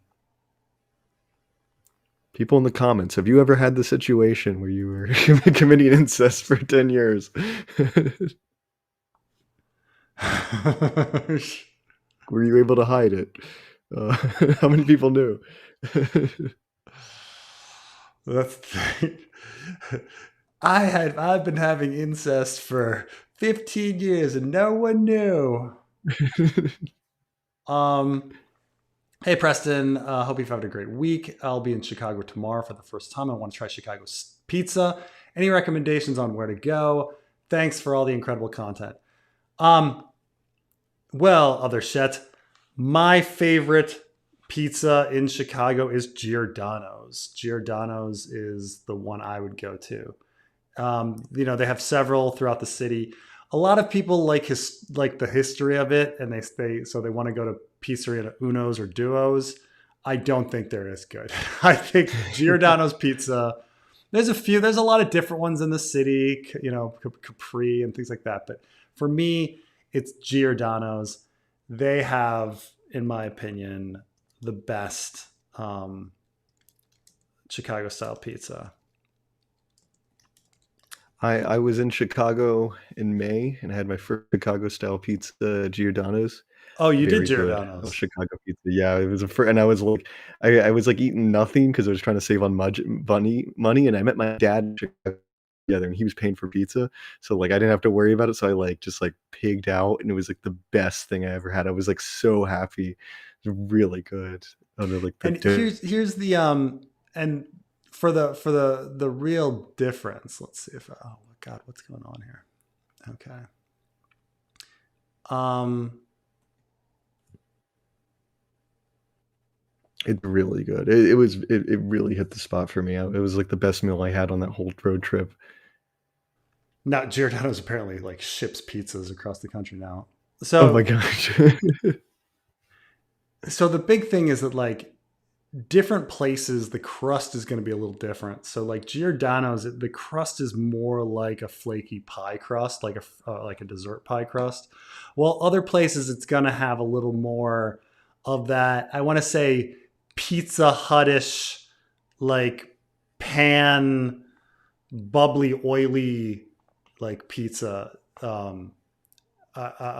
feel to it. I kind of feel that like Unos and Duos has um, the almost Pizza Hut kind of feeling to it.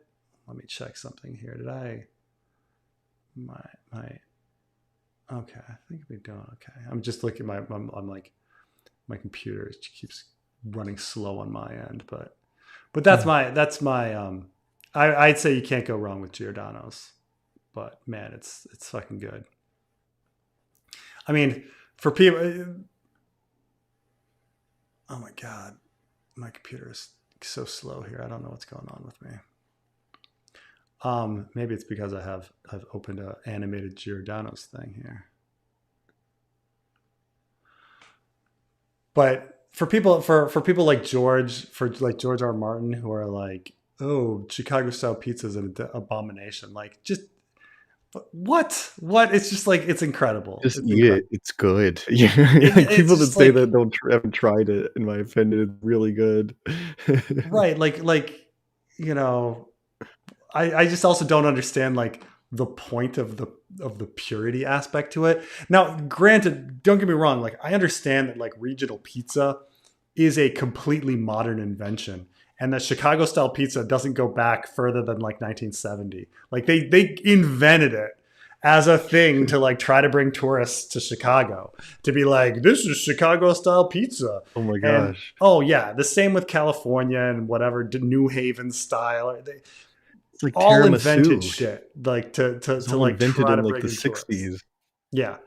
it's nothing. There is no like Italian immigrants being like, well, this is the story of the creation. There's none of that. I admit there's none of that. It's complete fabricated bullshit. However, that doesn't mean it's not a fucking delicious fucking pizza. Like, oh my God. Like, you know, look, it's sort of like, American sushi with avocados in it, right? Like you can be like, oh, avocados, like that's not real sushi. What an abomination. Put avocados are great in sushi. Like it's great. Well, I it's like fucking love avocados in sushi. there's so much stuff. Like even pizza itself is a really recent invention because you didn't have the New World for tomatoes and everything. Yeah, You get absolutely. into this stuff where it's like Right. You got to get the so New much World food. tomatoes to Italy to have it invented down in Sicily, to have it like come back. It's yeah. Um, Renly's plan to usurp the throne from Joff was a lingering power play from the Tyrells. Once a Baratheon Tyrell crown instead of a Baratheon Lannister happened at a similar time to other events coincidentally. Um, See, that implies that that Loras is like this player, this secret player of the Game of Thrones that we're just not aware of. You know, that yeah, he's like that's the this other. mastermind. Right, that's the other alternative. That okay, maybe Renly didn't know, but Loras did, or something, and like Loras was like puppet mastering and scheming on Renly. Like, turns out Loras isn't even gay. Loras is pretending to be gay the entire time in order to manipulate Renly. And It's so funny that George is like my one gay characters. Guess what? He's not actually gay. He's doing it for political reasons. that would be hilarious, though. He's like, I'm not even gay. But man, it was so easy to seduce Renly. Like, it was fine. A man's got to do what a man's got to do. But I really wanted my sister on the throne for reasons. Um,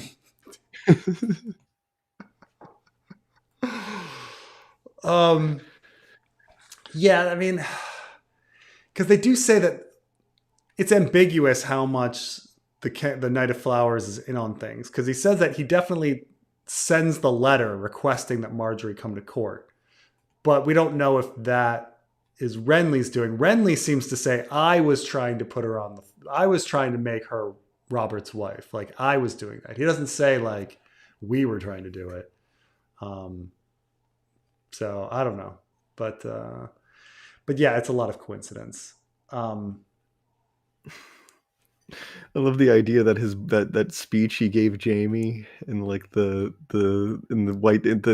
Knight's Table thing where he's like, yes, he Yeah. was the best of him and I loved him so much was just bullshit. He was lying. He's lying. Like, He's straight the whole time. But I mean, that's the thing, is it's such a happy, if it is a Tyrell power play, it's a very happy coincidence that Renly is gay, considering that, like, gay people are like 5% of the population, so like maybe 10% of the population. So it's like it's hard to have like the chance that, oh man, it's a lucky thing that the king's brother is gay and our son is gay, and then so that he's a bottom. Yeah, we can have this, he's a bottom on and top that of they're it. into each other, right? Yeah. Oh God, yeah, no. I think it's just George gardening. I don't know about that. I mean, you must. By the way, this is a random question, Trey. But you know how like say you do a study abroad trip or you go on some trip where there's X number of students and there happens to be two gay people because you've got fewer people. Like, do they feel like, like, do you feel obligated to hook up because you're just like, well, that's the only other gay person, so I guess or you're just like, no, I don't like that person. Done. This is really funny that you've asked this. There was an archaeology site that I worked at, and there was one. It was two groups. We had two dig teams. It was like the American Canadian team and then there was the Greek team that was from like a Greek university, and there was one other gay guy there, and we were hitting on each other, but like I just was not attracted to him at all. But like there was like this weird obligation where it's like this is my only chance, like to hook up with somebody abroad, and it's somebody I'm not really into, but it's the one other gay But it's guy like the here, so only, it's the only, yeah, like the options available.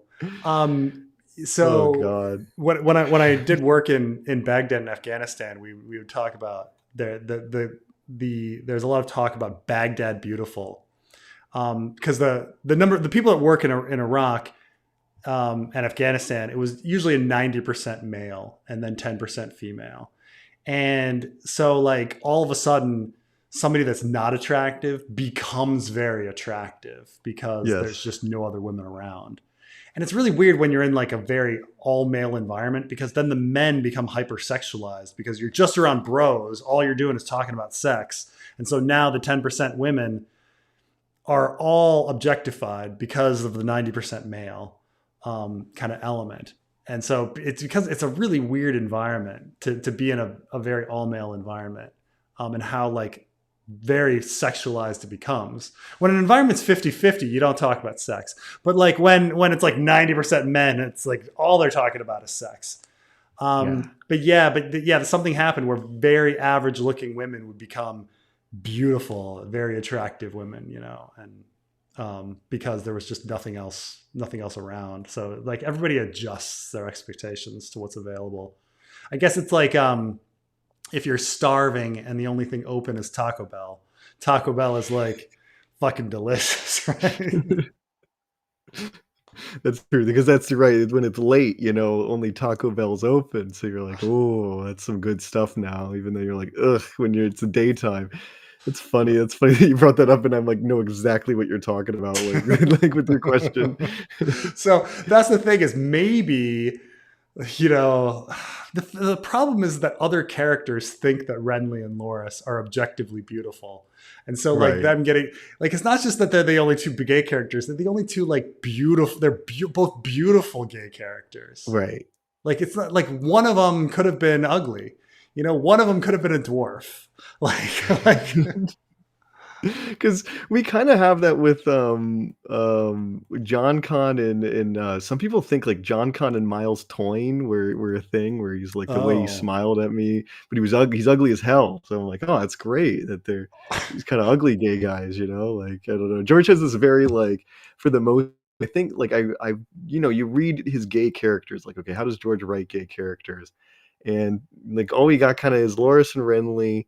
We get John Con a little bit, and then you get Damon Blackfire and Mm, Alan Cockshaw, yeah. and George is like a very like his gay characters are usually very beautiful. Like you only really get Cockfire, whatever would Cockfire name Yeah. Cockshaw, like the who's gone fat, like he's aged and now he's no longer beautiful, and he resents that. Um, yeah, yeah. George has this like he writes beautiful gay characters for the most part. He only goes out of his comfort Right, zone every right. now and then. I mean, they forgetting that there's all different types of gay people. There's definitely, there's like guys that sit home with their cats. Or I used to joke that Nate Silver, the statistician. So he's gay, but he Hmm. like jokes that he's gay, but he's culturally straight because he like is into sports and like is kind of fat and bald, and like they like he's not like going to the gym or going to nightclubs or anything like that. He's just like, well, it's like I'm gay, but I'm culturally straight. It's kind of weird. Like, Yeah, yeah, it is like that because yeah, there's also Lynn Corvray. Like George has this idea. Like I think it comes from maybe the Iliad or something, where mm, he has this idea like the warrior companion gay couple, like Achilles and Patroclus kind of thing, and that's like his standard. Like I don't know, he must have gotten it. Like I've said this before. I think like a gay guy hit on George on top of a building at some point, and that's like a common theme in his writing for some reason. Um, it's probable. I mean, the thing is the way he talks. First of all, he's from a these sci-fi hippie communities from the 60s and 70s were very open. They were very straight up, like, um, Like if George was with a bunch of swingers, like it would not surprise me. So I mean, it's very likely that like somebody at some point was like, "Hey, George, It's let's really beautiful, isn't it? yeah." That's what he does. He did it with John Con, and he does it with Yeah, Daemon Blackfire, and it's like the you're right. scene where Same they're looking line. over the landscape, and you're like, "Wow, it's so beautiful!" Like you into me, like it's like that's gotta be something there. Like that's my question. All right, I'm gonna use that as my question when I see him. Did a gay Like, guy did a gay ever guy hit on you, really? You're George? like haranguing minds, or has a gay guy ever hit on you? Which is uh, really something because George was never really an attractive guy. So I'm no, like, no. But these hippie communities, man. Does Trey's vid on incest change your genetics of dragons series? Confirm or deny anything? Well, that's the thing is, do I think that George was thinking about coefficients rather than the carrying of X genes? Um, so the thing that mainly makes me think about the Dragon X gene is more the fact that it's like so woman focused that they're always trying to keep women down at various points, whether it be Dreamfire Reyna or whatever. And so he's the fact that like George kind of writes things from a chicklet point of view makes me think that there's some sort of female connection to it, which made me think of the Dragon X thing, that it was an X chromosome kind of thing. Had it if it were just incest coefficient, like it doesn't, nothing gets gendered like that. So hmm. I mean, I think it's very George to be like, oh, isn't it ironic that you guys have this patriarchal system where you think power rests with men when in fact power rests with the women. Like that's kind of how I perceived George thinking about the whole thing. I mean, I may be wrong, but um, I think the incest coefficient thing would just be, I don't know, a little too I don't know. It doesn't have the irony of sex and gender in there, and I think Hmm. he wanted some of that in there. And that Uh, stuff is hard. It was hard even for me to calculate. Like I had to get software to do it. So I highly doubt George, who has no science background. I don't like. I have a science background. I was a genetics major. Like that was my yeah, bachelor. And that was hard for me to calculate. Like, oh my gosh, George, who has no science background. Like, I right. don't think Which he's is which calculating makes that. me think he was thinking about things more in a Mendelian genetics kind of way. Which, from what genetics people have told me, that like Mendelian genetics is silly. We teach it to kids, but it doesn't really affect like Doesn't it real life that doesn't apply to much. anything. Like that's the thing is you learn that Mendel got insanely lucky, like where like he found like the two traits that are Mendelian genetics and everything else doesn't function that way. Like almost Right. everything else phenotypically does not function as simply as Mendelian genetics. So you're right that it is really silly that we teach it at all because it's so rare. Right. So Um, like we teach it to kids in school, and so adults grow up and think everything is like Mendelian genetics. And we start talking about, oh, my father's eyes were blue and my mother's eyes were brown, and and you're like, it's no, like it's not really.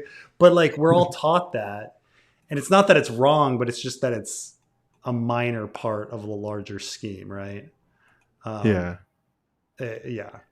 So And it's you also gotta bring up that George, his idea of genetics is, like, very early. Like, it was crazy to me. My grandpa was born in 1920 something, and it was crazy to me to realize that, like, DNA just, like, was discovered over the course of his life. We didn't know what it would caused inheritance, what was the material. People didn't know, people thought it was proteins and whatever, and right. then they figured out in, like, the '60s it's DNA, like, that's crazy. That's an incredibly important thing about biology. So because that's the thing is you wonder like, is George keeping up on everything? Like maybe I don't know, but I remember seeing George in an interview with Colbert, and George was really depressed because he's just like, in the end, when I was young, I really thought that we were going to be out in space exploring the stars, and now it's just the distances are too vast. I don't think we're going to get anywhere. And Stephen Mhm. Colbert is like, no, that's ridiculous. We can do the scatter shot thing where we're like, we shoot like tiny little microprobes and you like throw 1,000 of the microprobes at a quarter of the speed of light. And then, yeah, a lot of them get destroyed by space dust, but like a handful make it. And that way we can, and he was just and Colbert was just immediately like throwing this out. And I think I think George like hadn't heard about the idea and he was just like, oh, like, I mean, I think Colbert was being overly optimistic about the scattershot like stuff, but whatever. But still, it's this idea that the ideas of hope and people have these different concepts of how we're going to explore space and stuff like that. But yeah, just shows that like George, who was into science fiction, hadn't necessarily heard about the scattershot thing, and Stephen Colbert had, So I don't know. Yeah, is he on the latest of genetics? I only learned about this coefficient thing a few years ago, so. Yeah, I don't think so. I was thinking about your video when I was making that, though, like the genetics, and I think it holds up pretty true that like there definitely seems to have been like a post-dance favor bloodline versus the other like going on, that the Daron bloodline is the one that's supported by the Maesters Yeah. or the Faith or whatever, and it's Like as an explanation for the Blackfire Rebellion, you like know? why they're so anti-Daemon Blackfire for no reason. Yeah. Let's see here. Why is my computer acting so fucked up today? I'm trying to click on this. Let me click. There we go. Oh, now it went away. Guessing show is vetted by George R. R. Martin and Tower of Joy scene has no werewoods. Is Bran and Bloodraven time traveling, or is the view absorbed memories from buried dead? If memories then open to misremembering. So yeah, there's no werewood there, but one could argue that he does say like at some point you'll be able to move beyond the werewood, so you don't necessarily need the werewood to see the Tower of Joy scene. But do I think that there will be like a Bran observes the Tower of Joy in the book? I kind of don't. I don't think there's time, but I don't think it's important. It certainly wasn't important in the show. Like, what was the fucking point in the show? You get the young Ned Stark actor. Now it ends. Yeah, I mean, like, okay, so you can find out that Jon was born, but if you were looking at a baby, how would you know it was Jon? Like, what? Like, and meanwhile, Sam already discovers it as well. So what was the point of Bran? Like, it wasn't necessary at all. There was a point in which people were talking about near the end of Game of Thrones that they were checklisting. Like, George told them a bunch of spoilers, so they were showing all of the spoilers, but they don't necessarily have any plot related impact. Like the burning of Shireen, no plot related impact. Jon Snow being the son of Rhaegar and Lyanna, no plot related impact. Like none, zero, except for Varys dying. Who cares? Like it's like he was revealing these spoilers that George mentioned to them, but it doesn't really do anything. Like, Shireen getting burned doesn't change. It changes absolutely nothing. Right? Because like Davos gets mad and ejects Melisandre, and she just goes to Dany and then is forgiven and comes back. And so it doesn't change anything. Like burning a Shireen could have been removed. Jon Snow being the son of Rhaegar and Lyanna had no impact on the plot. Like no one cared except for Varys. So it was a way to kill Varys. It is funny now, like in retrospect, that like because I feel like that scene also, like Bran observing the Tower of Joy, was like giving Bran a reason to do the time travel. But the thing is that in and of itself was useless as well, because him being the son of Rhaegar really didn't change that much. So like you got like two layers of like this none of this matters, I mean, like, you're absolutely right as well that hold the door doesn't fucking matter either. Like, yeah, you had this, we've introduced time travel in the story for Bran getting a 15-minute head start on a zombie horde. Like that like literally is like, what? You've added time travel to a story for a 15-minute head start. Like that's it. Okay. But yeah, I don't think it's necessary. I don't think it's necessary. I really think D&D, they were given plot points and they were like, fuck, well, we're going to put in all the plot points. Whether they make sense in our narrative or not, we're going to throw in the spoiler, hit the checklist. Is Tyrion still legally married? Yeah, he's still legally married. Nobody set it aside. It's actually a big downfall in Littlefinger's plan, is that he needs Tyrion to die.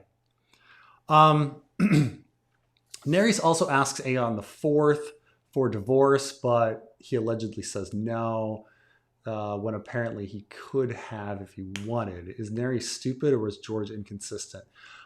George is inconsistent. I mean, it's just like how strong, like what the faith gets angry about and what they don't. I mean, is completely inconsistent. Like why the faith makes a huge deal about Maegor the Cruel marrying his niece, and then immediately turns around and lets Jaehaerys marry his sister, yeah, and is fine with that, and then just everything kind of goes on from there.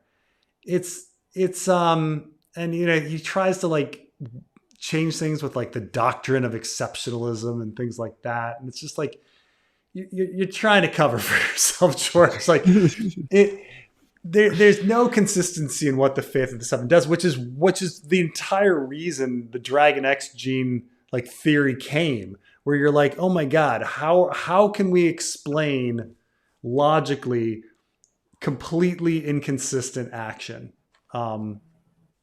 Like, you're allowed to marry your sister, you're not. You're allowed to marry your sister, you're not. We're gonna rise up and have a war. Now we're not. Like it's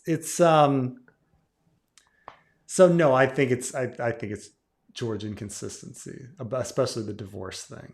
Like, I mean, the fact that Renly would think that divorce is no big deal is astounding. It's just astounding. Like it's never fucking happened. I mean, I understand now we have another one of, yeah, okay, like somebody asked for a divorce. A couple of people have asked for divorces, but and I understand that like George is putting in there, he's making the War of the Roses connections where he's trying to say, oh well, King Henry VIII got divorced, and but yeah, that was a big deal. He was excommunicated. Was that what George was planning to have? Was he planning to have like the Faith of the Seven be against somebody because of divorce? But I don't know.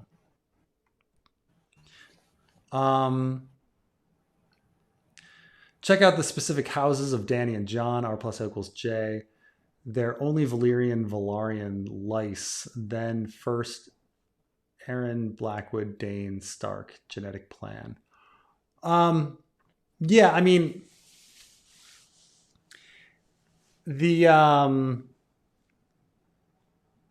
idea here is that, yeah, what we're getting at is that the houses mentioned have with besides Dane, because we don't really know anything about House Dane, but Starks have the ability to skin change wolves, and Blackwoods are supposedly of the same line and seem to have this skin change ability too, and Valyrians have the ability to have a connection with dragons.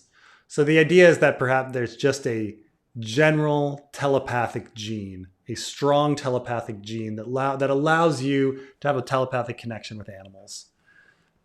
And it doesn't really matter that there's if it's a dragon or a direwolf or a fucking boar, it doesn't fucking matter. It's the same goddamn shit. There's just one gene, is a telepathic gene, and the Valyrians, they're trying to get that telepathic gene through incest to have the double recessive, have recessive genes come out, and their family has fallen apart.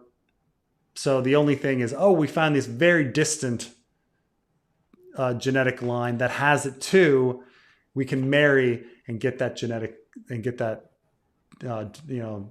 recessive gene to come out, but through not incest, so that you can have like a healthy child.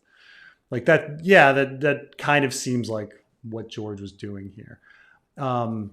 But yeah, but there you end up with a lot of assumptions like, do the Danes have a special gene? Do the Hightowers have a special gene? This we get into this a bit with in the Genetics of Dragons and War series. But yeah, it's just, if we simplify the whole thing, that actually the Starks warging is no different from the Valyrian dragon bonding, that it's the same shit.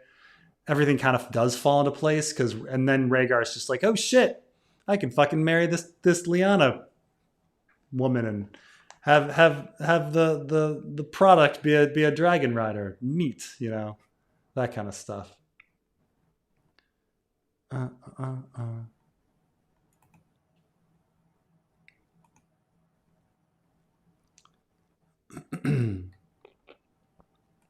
Oh, anything to be made of Emma Arryn not being a dragon rider or owning an egg. Is it considered in your Dragon X gene analysis? I don't think it was. I assumed in that analysis that Emma Arryn did have at least one X, but she was unable to hatch because she's not double X. She's single X. She's X, one non-X.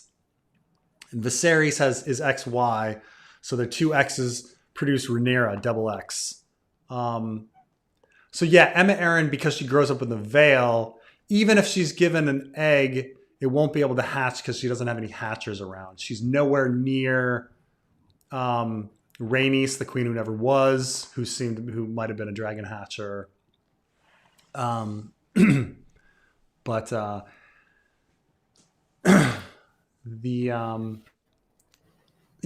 I think it was considered that Emma Arryn, she's not a dragon hatcher, but she would have been a dragon rider had she hatched an egg, but she didn't hatch an egg. The reason that a lot of the according to the Preston theory, the reason that, for example, Jace, Luke, and Joffrey have eggs that hatch is that their mom is around them and that she's the one hatching the eggs, and they're just dragon riders because they're all XY, and they get so you can ride if you have one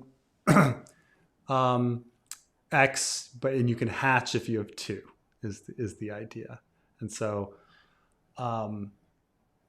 whether it's true or not, the idea that there's something special about Rhaenyra and her abilities seem to be the center of everything. Like, whether it's genetic coefficients or whether it's the Dragon X gene, the result is the same. Rhaenyra is the most special person ever. Though, according to Trey's analysis, Daemon Targaryen was the most special person ever. He was very inbred. And that Rhaenyra was the second most special. But yes, he's the most inbred, and but yeah.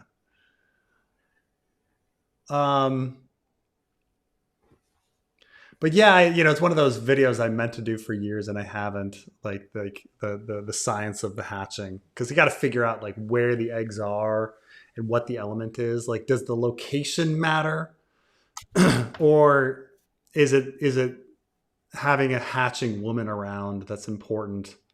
Because now George himself has said stuff that's contradictory, like, the dragons like to live in volcanic areas, and you're like, did you not fucking read your own book? Like, Yeah, he did do that. He did have that master post, the dragon post that it was just like, what? What are you talking about? Speaking of China, have you watched the Zero Day Attack yet? Best show of the year, really? Every episode has been crazy. Need Zero Big Day John Theory. Attack. What is that? So for a few years, like years before the series came out, the Taiwanese have this drama and they had like a 15-minute trailer for it, like 15-minute trailer of like this is what would happen if China invaded, and it's like a drama about different people and what they do during China's invasion of Taiwan, and it's like yeah, I mean I think it's on Netflix, but I haven't seen Zero Day Attack yet, but yeah, now I should watch it. But man, if it's really that good, okay. I mean, but it's like pretty intense, yeah. Like the 15-minute trailer that I've seen.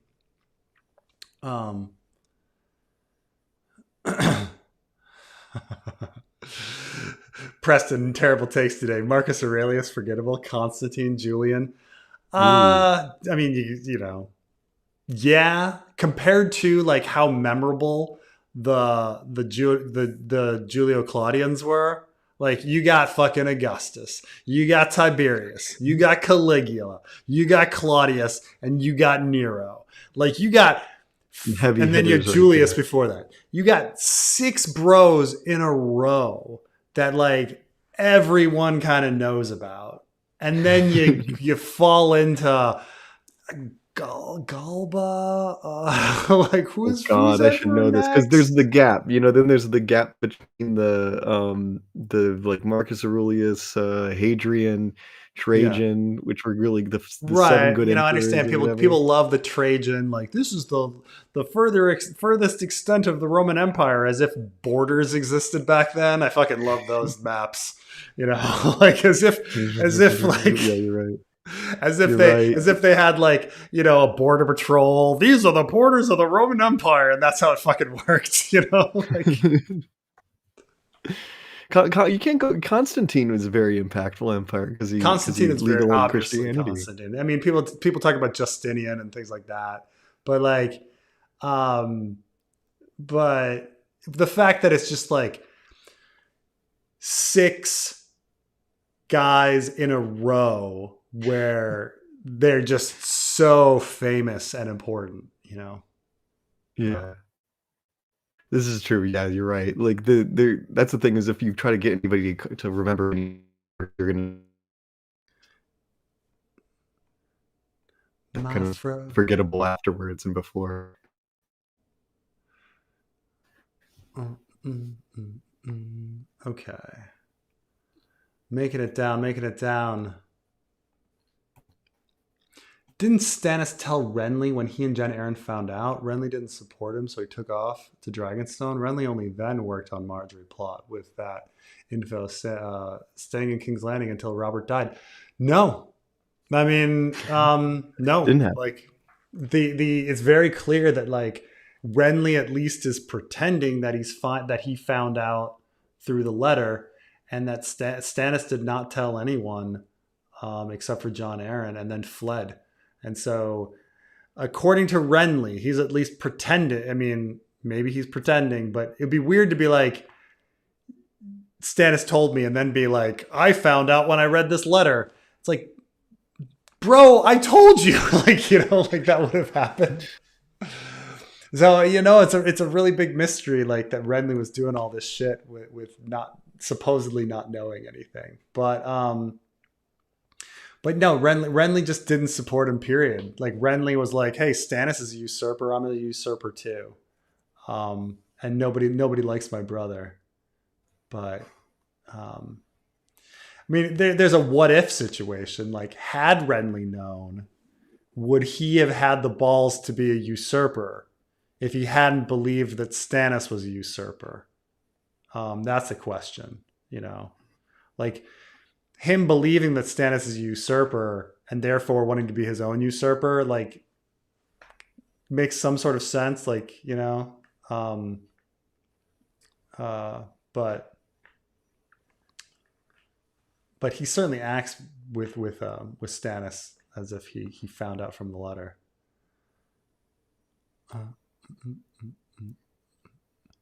Ice and Fire is about the characters. The plot doesn't matter. Fair enough. Fair enough. The Yeah, plot. yeah, it's um, true.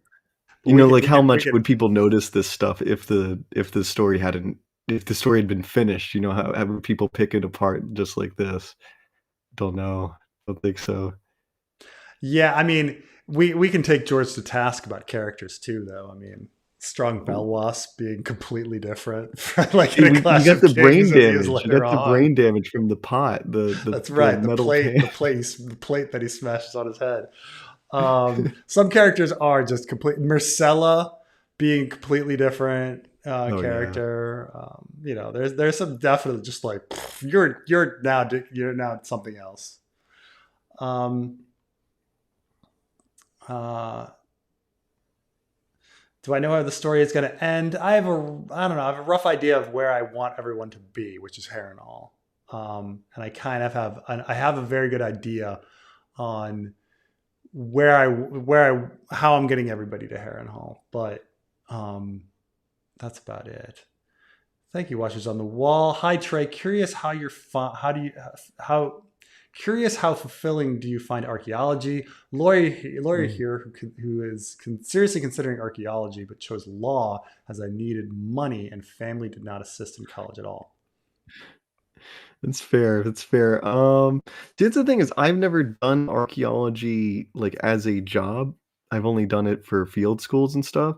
It's first of all, it's manual labor. It's backbreaking work. You're gonna have back problems. You're gonna like you're gonna hurt. Your knees are gonna hurt. Your back's gonna hurt.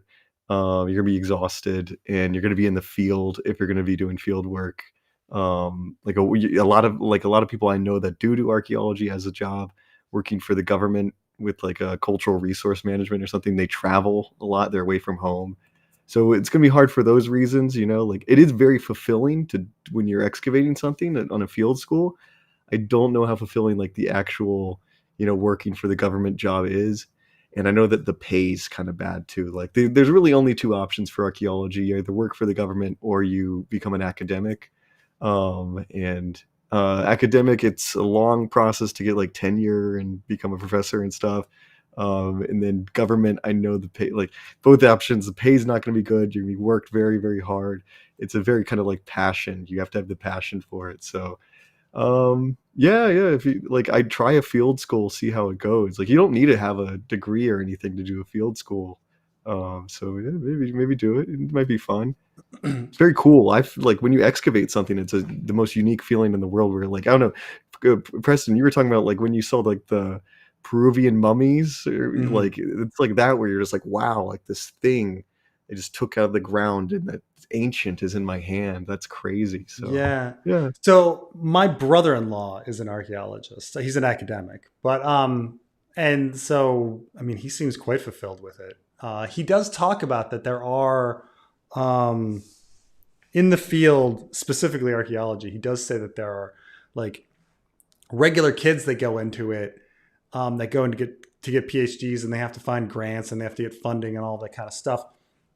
But then he also says that there are people that just have a bunch of money and they get like as they say like pride PhDs where they just like I can fund myself. I want to be a doctor, so I like go in and I fund myself for to get my PhD, and just because they're just interested in history. And he does run into those types, though.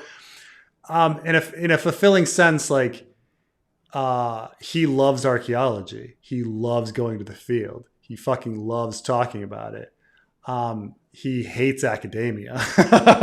like yes. There's the other thing. Academia the sucks. politics of academia are just the worst. The Yeah. worst. So much so that my sister, the reason my brother and sister, I mean my brother-in-law and sister, my brothers, my brother-in-law and sister met is they were at a PhD program together, and she got her PhD and was so disillusioned with academia that she didn't want to continue, and so the but I don't know, you know, you if you find a certain area of the world super interesting and you want to study it, it's amazing how much is still out there and how much we don't know.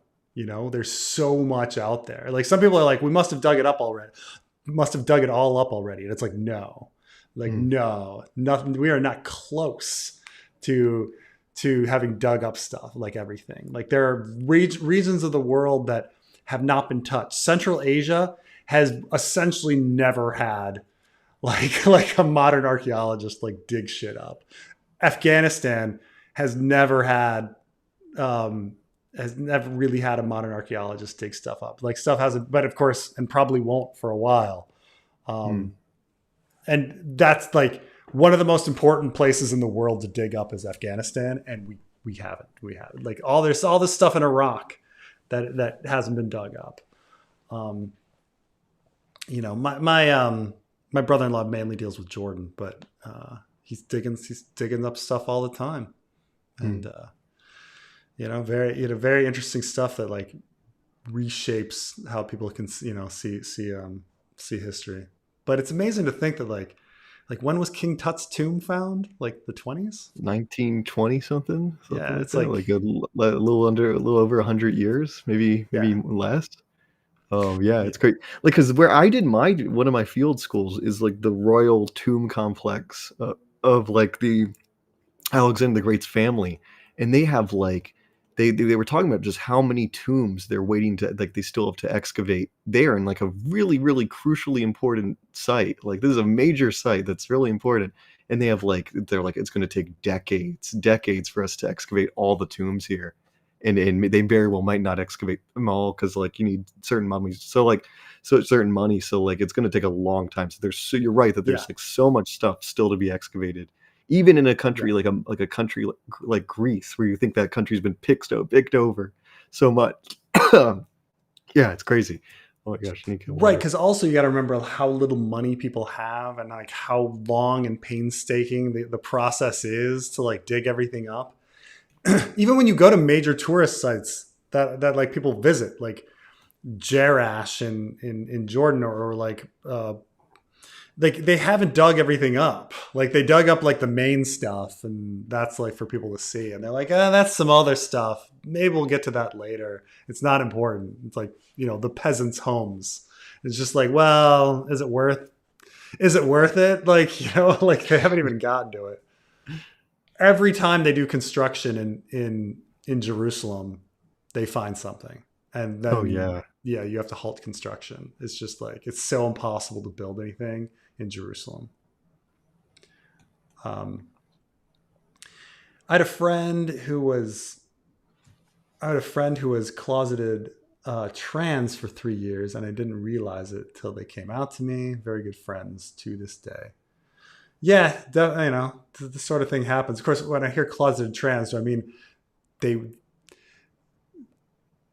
the thing, is like that can mean so many things, like that they had the change and they just didn't tell you, and they were like, oh, I thought you were, you know, oh, you're a guy, yeah, but 3 years ago, like I had that change. Oh, I didn't even know, or like I feel inside I'm a different sex. Maybe they're talking about HRT. Revealing. Like I started HRT, like the hormones 3 years ago, and maybe you didn't notice. They're talking about like I guess this is related to when we were talking about like how did Cersei and Jaime hide the incest so long.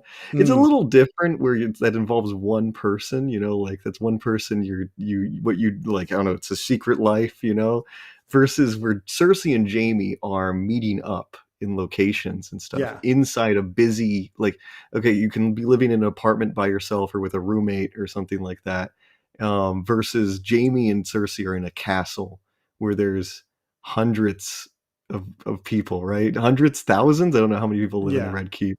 And you know, you're gonna get sloppy 15 years, and then sometimes they're traveling, you know? And that's the thing, is some of their stories are them being brazenly sloppy.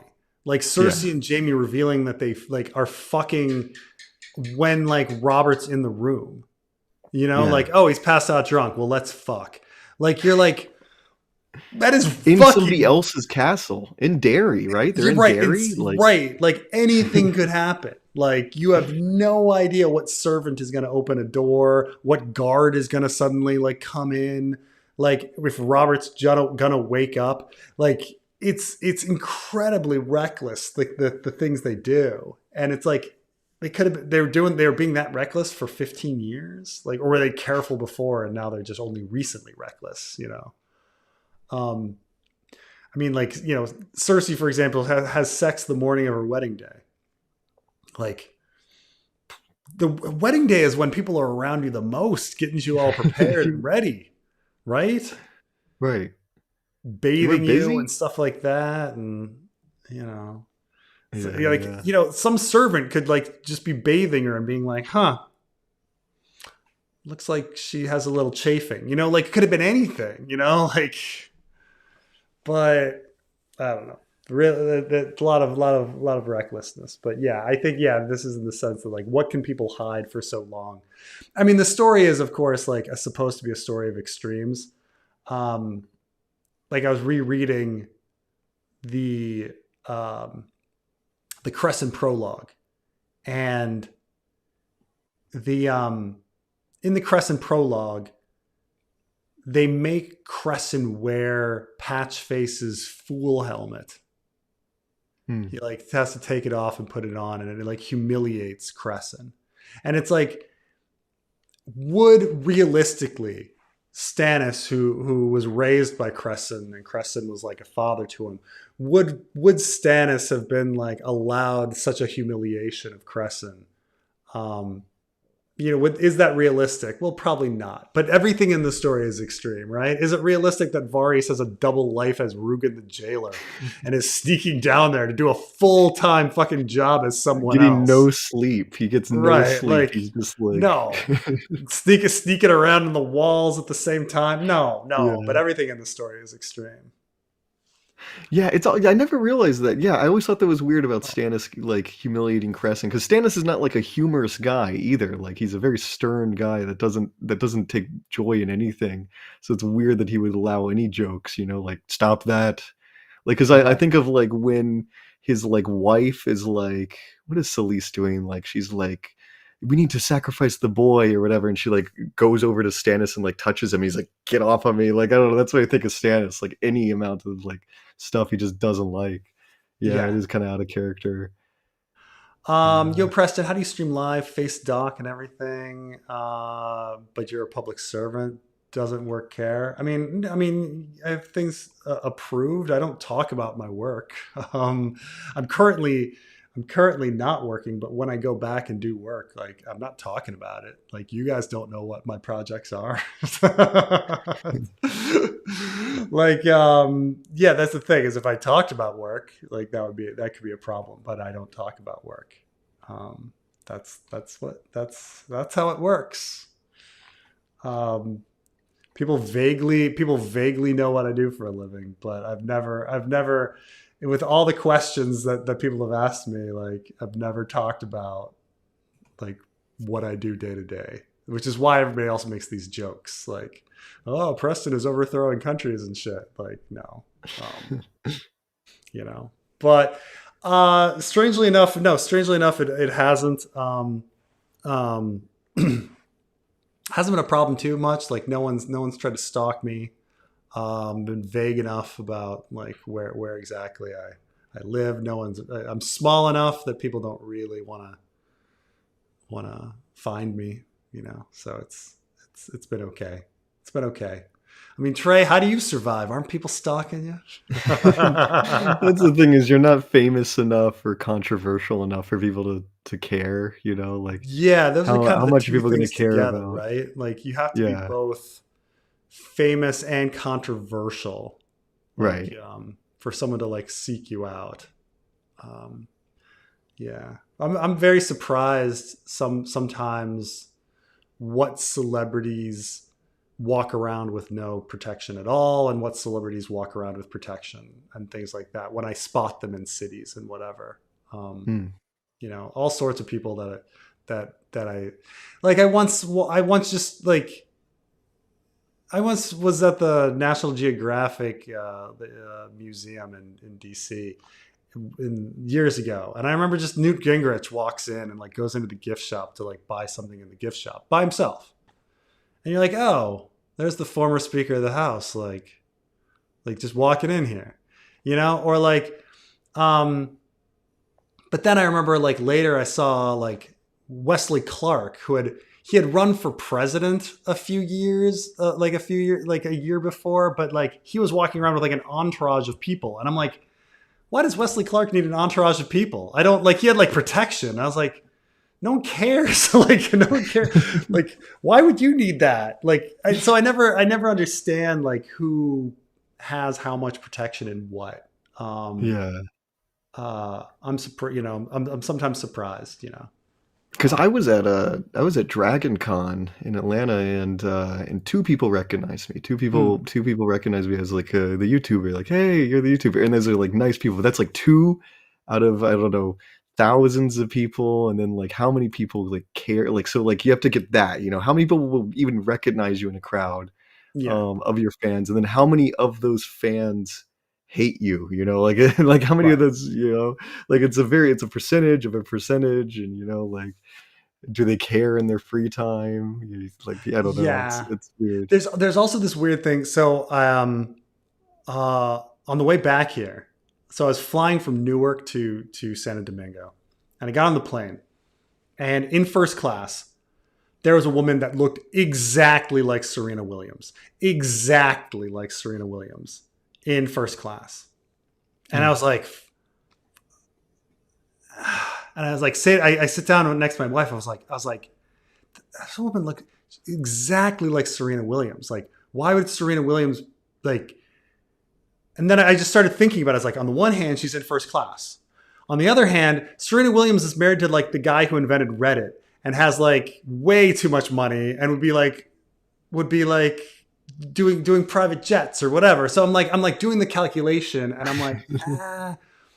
But then how many people saw you, recognized you, but didn't say anything? Because they're like, is that Trey? Oh, well, I don't want to bother him. There's so many of Right, that like, too. or they're There's like, is definitely that? times where I don't people, know. Who knows? there's been times where people have recognized me in public, but I'm sure there's also times where people are like, oh, that's Preston Jacobs, but who cares? Like, or I'm not sure if that's Preston Jacobs. I'm not going to approach that person. Because Like, you're right, it takes a special person to come up to, like, you have to be confident enough, and then also you got to not be looking like you're busy, right? People are yeah, like, oh, he's too busy, I'm not going to interrupt him. So like, it's like, yeah, you're right. right. It's all Like, these layers. say that really was Serena Williams. I didn't want to be the type of person that was going to be like, "Hey, Serena," like that would, like, even if it were. But also, I was unsure. Like, so like Yeah, even if I were sure, I wouldn't have said anything. But yeah. I wasn't sure, even though she looked exactly like Serena. I had that situation with the Rizzler. You ever hear about the Rizzler? He's like a Zoomer Oh, kid that like or younger than, maybe not Zoomer, whatever, little fat chubby kid that's like famous online. And okay. I was in line on the plane, and I was like, that kind of looks like the Rizzler. And I just know the Rizzler from like memes and stuff. I was like, no, it can't be. That's just a chubby kid. And, like, I'm just assuming that that's him. And it turns out it was him. We got off the plane, and like everybody in the airport was like, we just saw the Rizzler walk by, and it was like, it's because it was him. Unless we're all mistaken. But yeah, it hasn't been anything. It hasn't been anything for me. I'm too small fry for people to. Our kind of line of work is less controversial. Like if we were like, I don't know, like those streamers that talk about, I don't know, politics stuff or whatever, Hassan Mm, Piker or whatever, we probably would. right. But Much like, because we bigger. don't, Yeah, who cares yeah. about Game of Thrones or archaeology stuff that much? But I'm even thinking like, okay, say you're a huge streamer, like say you're like Philip DeFranco, all right? Right, Philip DeFranco, like he's huge, but at the same time, he's not really controversial. He just kind of does news, Like, would anyone really care if or like go crazy if Philip DeFranco was like walking by? You'd just be like, okay, there he is, you know. So, um, I understand, Preston. I understand that this might be a loaded question, be loaded of a question. But do you think George might have made Bloodraven into awesome, like if he wasn't written by George, I think people would call him a Mary Sue. Oh, Blood Ray. Really? He's kind of made out to be an asshole, though. You know, like he's made out Yeah. to be a kind of a controversial, kind of evil person that's willing to kill people and stuff. You know? I mean, you're right that he has all of these abilities and he's really really good at stuff. But because he's not a hero, I don't think he'd fall into that Mary Sue. The fact that he's like kind of evil at best, anti-hero kind of like idea, I think is the thing that also he's just not central enough. Hmm. Um I mean, I think the bigger question is like, do we think Jon Snow is a Mary Sue? Is I think a better question, and like, does Jon Snow fall into that category?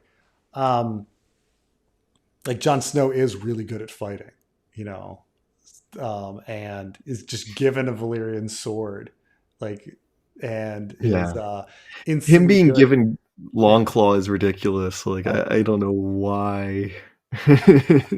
It's just Because we then hear about Tywin and how hard it was for him to get anything right. Valyrian. Like that's Right. That crazy. my son is going to go on a mission to Old Valyria to try to find our sword.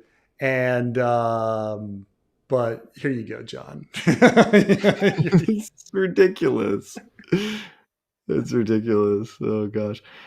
I'm trying to think, like I have this question with Darkstar. Like the fandom, fandom is like, oh my gosh, Darkstar's so cringe. And I'm like, I don't know if George intended for him to be cringy. Like for when he goes like, I am called Darkstar because I am of the night or whatever, and you're like, oh God, like was that intended to be cool or was it just like I don't know. I think Darkstar was I think he was supposed to be cool. Yeah. Yeah, Oh definitely. God. It's sort of like I personally find one of my least favorite chapters in the series is the Esgred chapter. Not only because it's unrealistic that Theon would not recognize his sister, like you would recognize your sister. I don't care if it's been 10 years. You're not gonna fucking not recognize your sister and start like you know grabbing her vagina. Like that's just not gonna happen. But I hate like how she goes into town and she's like throwing jokes, like joking with the locals, and they just keep lining up these jokes for her, or Oh they yeah. lining up the jokes for each other, and just the jokes are just not funny. But like I think George thought they were funny, like, Yeah, yeah, yeah. oh, you I put your oar in the water and I stroked and stroked and stroked, and you're just like, ah. yeah, yeah, yeah. I think of Asha before the King's Moot too, where like all of Euron's guys are like lined up, and Yeah, they give her, and they it's give her with one Asha after the other. specifically. No other character has this, where people like other than Tyrion maybe, where Yeah. like somebody says something so, like come on, you're like come on, nobody's gonna say that and line up for I him. found I actually find it with Viserys being crowned annoys me. I will be crowned. I will be crowned. Who talks like that? Like who talks like that? Who would say I will be crowned?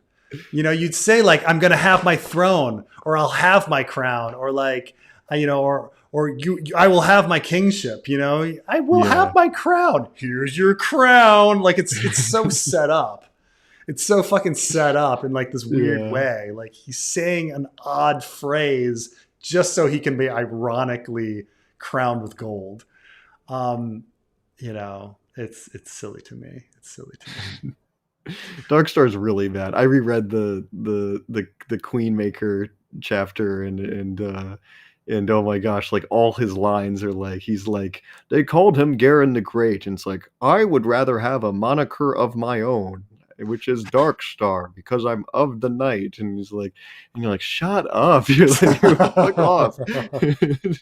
Nobody asked you. That's why people call Oh him my god. Dorkstar, man. This is Oh gosh. the but with regards to like Blood Ribbon, I think it's more that I think that Bloodraven can't really be a Mary Sue because he's just too small of a character right now, and he's too troubled.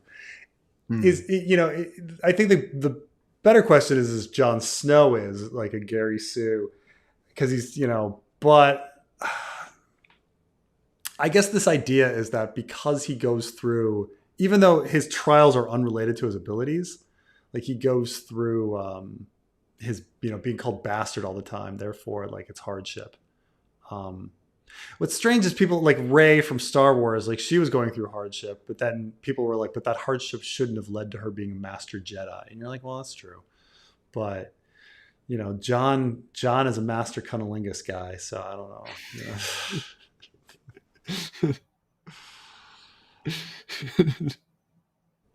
know.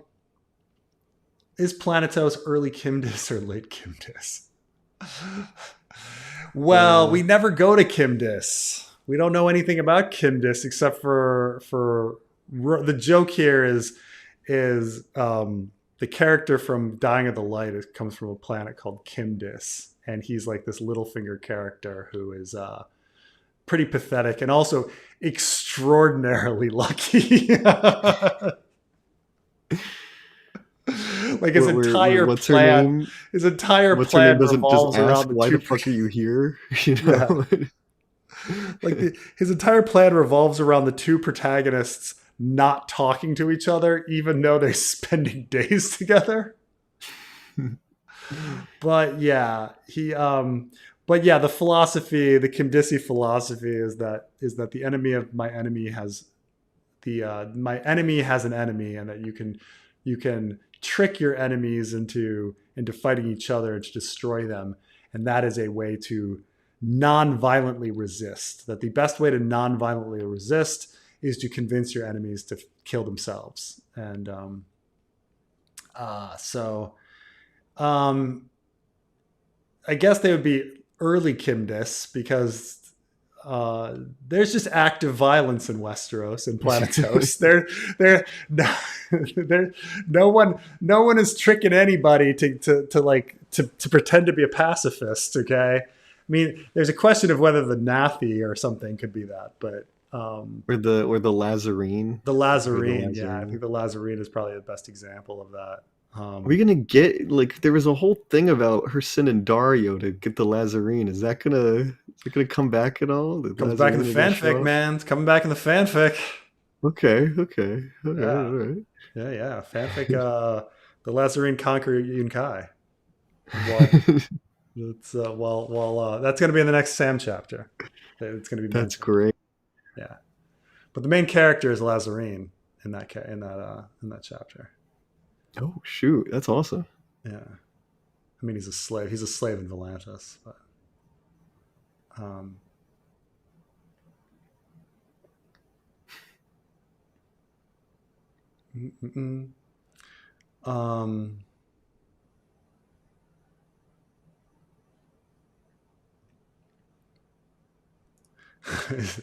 is this the same phenomenon of George hooking up with beautiful women at sci-fi cons in the 80s?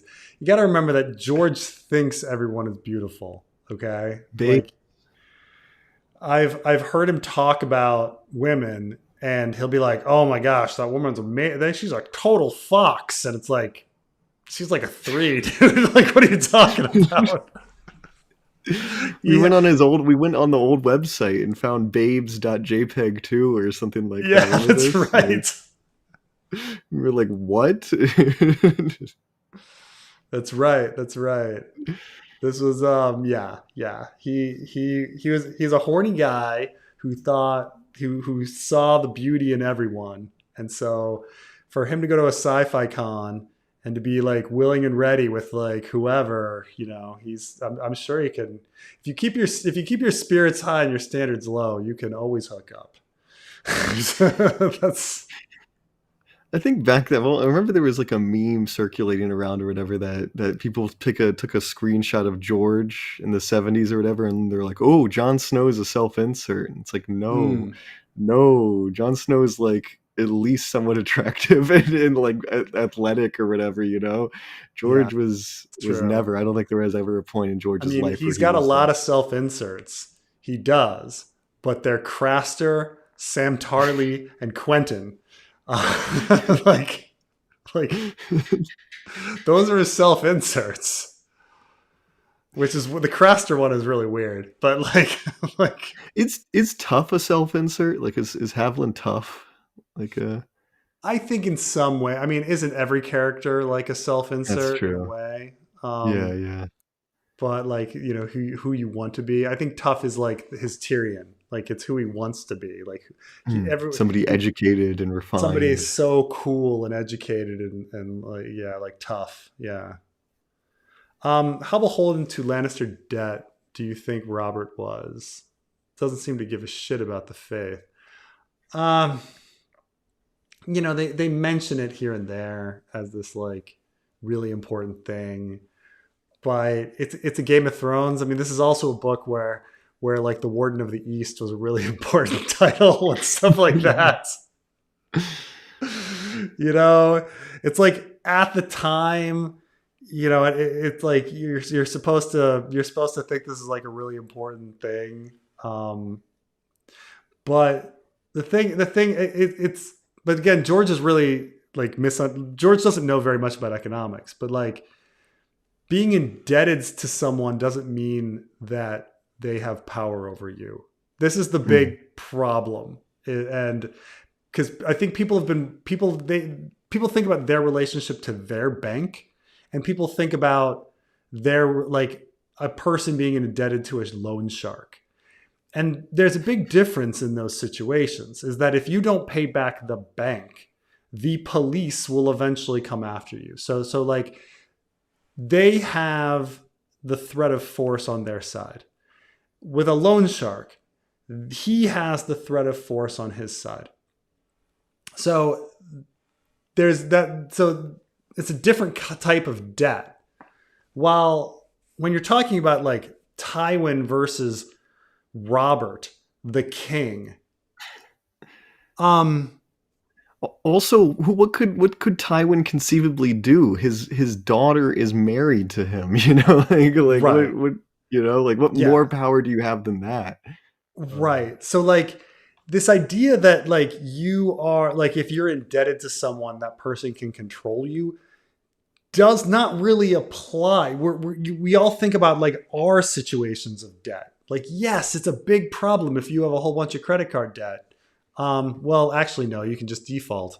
It's not like nothing happens to you. Like, it's the same. Like, Robert could just default and nothing happens to him. Like the it's a weird thing. It's a misunderstanding of economics. Like because people kind of think that like, oh, if I'm indebted to somebody, they can control me. That didn't happen. That didn't happen during the War of the Roses. That didn't happen during all of the British debt cycle like situations with like the the Dutch trading like and all of this kind of stuff when Henry VIII was massively in debt. Like he was never ordered to change policy or anything like that. Like that never happened in history. Um, it's just this idea that you can be that the if you owe money to somebody, they're a puppet master over you. Like it just doesn't apply unless they have an army or they have a police force or they have a bunch of goons. Like that's the thing. That's the power. The mm. power isn't the debt. The power is the fucking goons, right?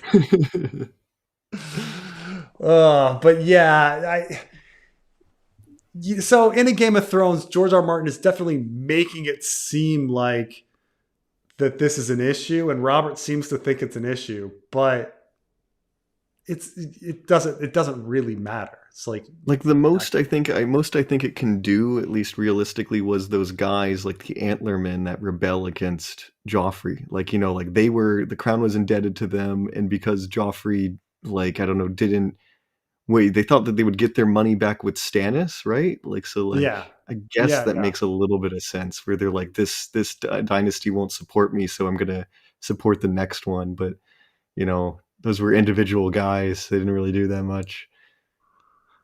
Yeah, I don't know if there's the context for this, but did any Americans hook up with any locals in the Mid East or nah or North Africa? I mean, Or no? I don't know if that's North Africa or no, but like, um, people hook up everywhere. Like people hook up. Like, I lived in the Middle East for 4 years. Plenty of hooking up. Okay, plenty of hooking up. Like all sorts of hooking up. Men, women, women, men, woman, woman. Like there's you're talking hundreds of thousands of people. People hook up. Like it doesn't. It's just, and you think like, oh well, but this is a really religious society. People still find a way. People, stuff happens. Yeah. Yeah. I was in northern Greece. Northern Greece is very Greek Orthodox, very, very religious, and there's still dating apps. People are on Tinder and stuff. Yeah. They find a way, especially old, desperate men too. Oh Oh yeah. boy. $2. Is this like Hey, nice. where's my $2? Where's my Two $2? dollars sound like a Tyroshi character name or something. That's true. Have you seen Better $2. Off Dead? No, it's better off dead. Oh, I think this is where this comes from. Is there it's a really old, it's an 80s movie starring John Cusack. And essentially he's like gets broken up with and is super depressed and keeps trying to kill himself. And meanwhile, like he meets this French foreign exchange student, but it's like the movie's not, it does not age well, as most 80s comedies don't. But like there's also this like paper boy that wants to get his money. He wants his $2, and John Cusack just doesn't want to pay him. So he keeps running away, and the kid keeps coming after him, and he's like, "Where's my $2? Where's my two?" And the kid is just like after him the whole movie for no reason. Like it's $2, and like why John Cusack just won't give him the fucking $2? Like we never find out either. He just like runs away. That's good. Do you think we'll get an answer on the variable seasons? I assume the planet has normal revolutions, changing day lengths to determine years, but the seasons are timed purely by magic. Yes, and some people have talked about how that's like not possible, but I do think that that fundamental aspect should be something that George would resolve by the end. We have to. Yeah. We have to. And like with the show, like them just not is Right. insane to me. Is insane to It's me. such a Like I fundamental feel part like of the world. at least like I felt like the minimum would be the others were killed and then it was immediately spring and everyone's like, huh, and there was no longer long seasons and everyone like talked about it. I think the seasons are fixed or something. I thought there'd be something like that. No good explanation other than magic, but I felt like the seasons should have been fixed. There will be an explanation in the fanfic. It's a big part of the prologue of the fanfic. If you've read it about Maester Jon, like at the Citadel, thinking about the uneven seasons, and he thinks he has an idea of what is causing it, and he writes it in a letter, and he sends it to Marwyn, and Marwyn isn't there. And I think in the next chapter, in the Samuel chapter, it gets taken by Maester Gorman, who is probably going to get selected to be Grand Maester and head to King's Landing. So the letter is going to be Oh going no. like this. Yeah. Oh, like George was thinking Star Trek. Colbert mentions probes. There was a disconnect. I mean, it's true that like George was thinking like, how can I get to another planet to bang an alien? But like, George, or You're right that like most people, like especially old sci-fi, and even to this day, don't realize just how empty and inhospitable outer space is. Like even like oh yeah, stuff like Interstellar, like they don't realize just like how special the Earth is and how like how unique it is out of all the planets. Everything else, even in our right. solar system, everything's pretty inhospitable. Even Right. Mars. Like even hearing about like all of the ways in which um, terraforming or living on Mars and Venus is like massively difficult. At first, I thought Venus was the one that was massively difficult and that Mars was the possibility. Now I'm gone back to the idea that actually Venus is probably the one that's more hospitable than Mars.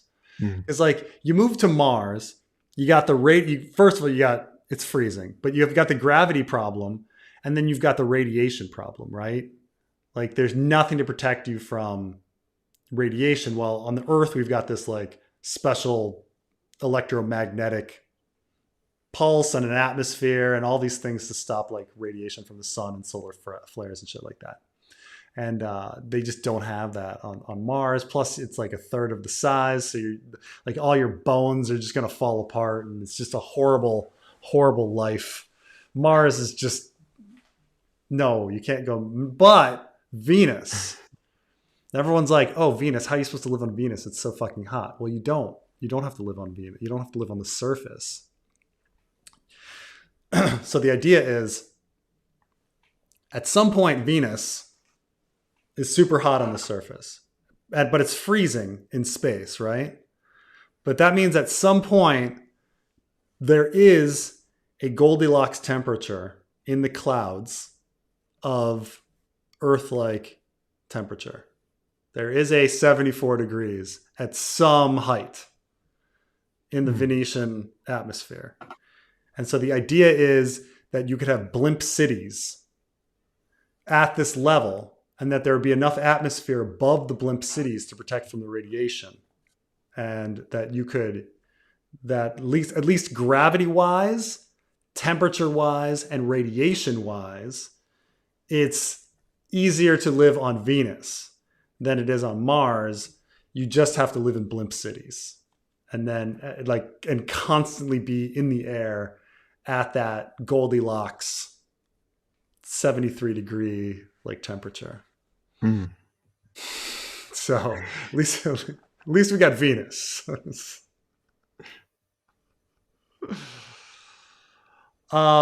But yeah, I mean, space, the thing that gets me about space, not only is the distance vast, but the fact that like, if you're going too fast, you'll run into a speck of dust that will destroy you.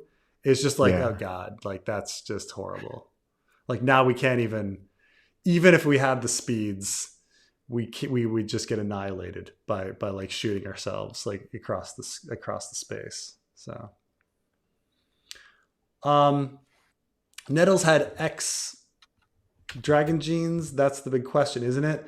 No, my reading, and some people disagree with my reading, but like my reading of Fire and Blood is that Nettles has no dragon riding ability innately at all, and that she used the technique of getting a dragon really fat and then riding it. That she is legitimately the only one that is riding a tamed dragon by just feeding it and having it have affection for her because she fed it.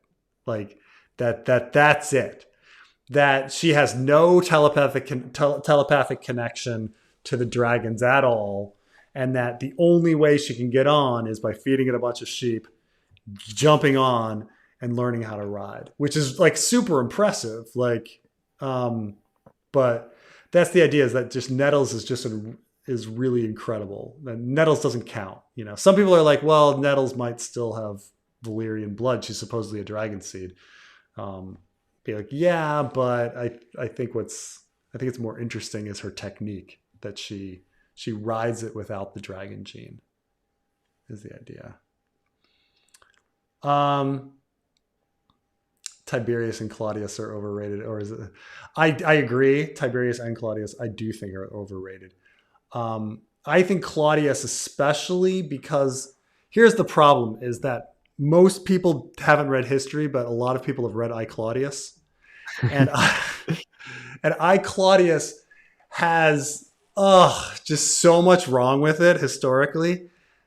This is sort of like the movie Amadeus. Like most people, people have seen the movie Amadeus, and so that's what they think Mozart was like, and that's what they think Salieri was like, and they think Salieri killed Mozart, and that Mozart was like impoverished and died poor and all of this shit. And you're like, none of that is true. None of that is true. Like zero.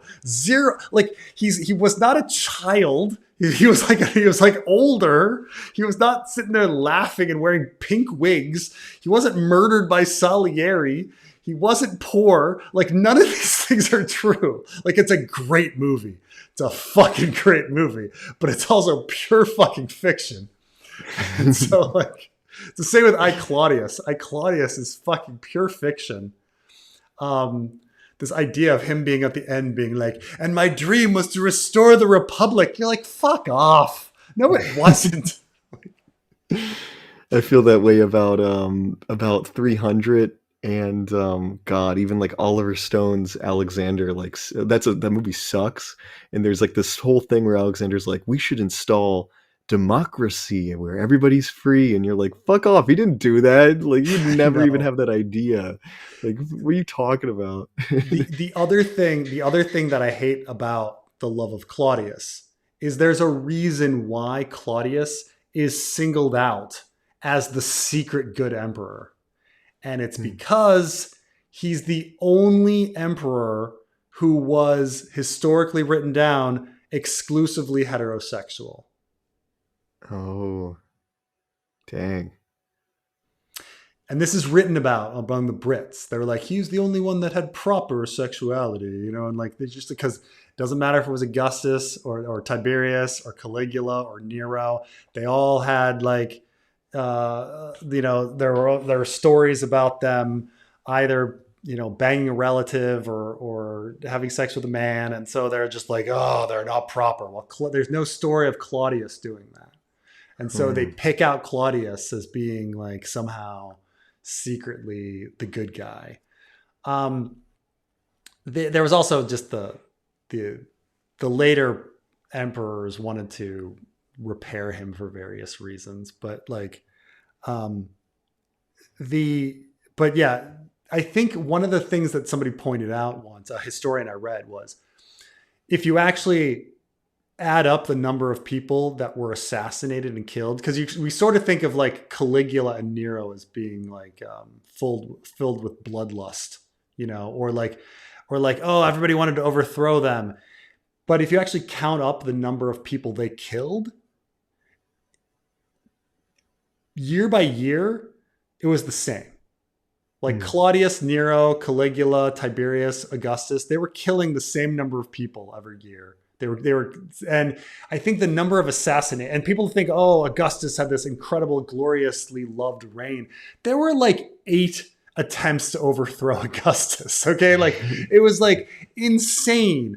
The fact that like like Caligula gets shamed because he was successfully assassinated. You're like, okay, they tried to assassinate Augustus 8 times. They just fucking failed, like, so, it's like the fact that like, was Caligula worse than Augustus or was Nero worse than Claudius? Probably not. They're probably all fucking horrible human beings. Okay. They're emperors.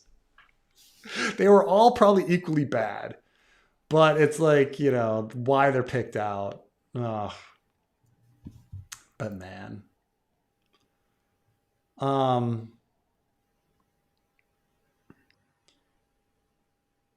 da, da, da.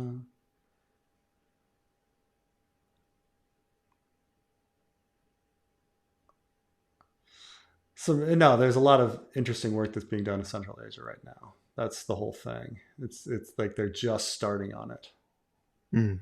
This is why I was telling you about Michael Ferschetti is the professor's name at WashU University, but he's doing some very interesting Central Asia work. That's exciting. Yeah, they're like finding whole civilizations there right now that like we Wow. didn't know about. Um, mm, mm, mm. Okay. Oh, somebody's like Newark, gross. Um, it's not as bad. The thing about Newark is there's definitely really nice parts of Newark, and there's definitely not so nice parts of Newark. It's fine. What, New Jersey? Newark, Yeah, New Jersey? I went to a Oh, really come nice. Yeah, we on. went to a really nice restaurant there, so it was really good. Yeah.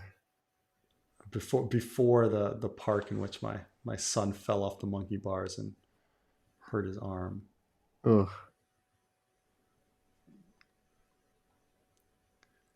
Oh, shitty writing in movies when brothers and sisters call themselves bro and sis. It's This is yeah, I true. mean it's done mainly for exposition, I never call my sister Oh a yeah. sister or whatever. You call them by their name. There was an interesting study I saw psychologically. I read something about that the more you know someone, the less you use their name. And when you Hmm. don't know someone very well, you'll actually use their name. It's very odd and backward, right? Like when you like when you're actually around your friends, you never fucking say their names. You're just like, hey man, okay. And then like you don't sit there and like, oh, hello, hey Donald, like you don't say that like when they come in, like you just say, hey man, hey, oh yeah, yeah. Like it's weird that like people at very close affection like do not call like say each other's names very much. Um, weirdly today I screamed like I was yelling at my wife for her to come back and like get one of the kids. So it was really weird like yelling my wife's name like I was like, I realized like I don't actually like say it that much, like unless I'm like she's not around and I'm like explaining to somebody who I am. Um,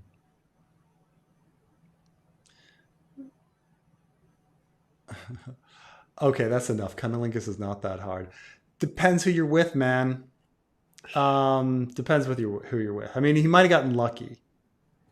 Uh, We've talked about this. we Maybe have it was talked about this. awful. It was really bad, but because Egret's like a barbarian, like, Right, and no one's ever done it, and she's just like, that's incredible. It's like, well, at least you tried. Like that. That's just like, but yeah, no, depends on the woman and whether or not some women it's like falling off a log, and some women it's a 15-minute ordeal every fucking time.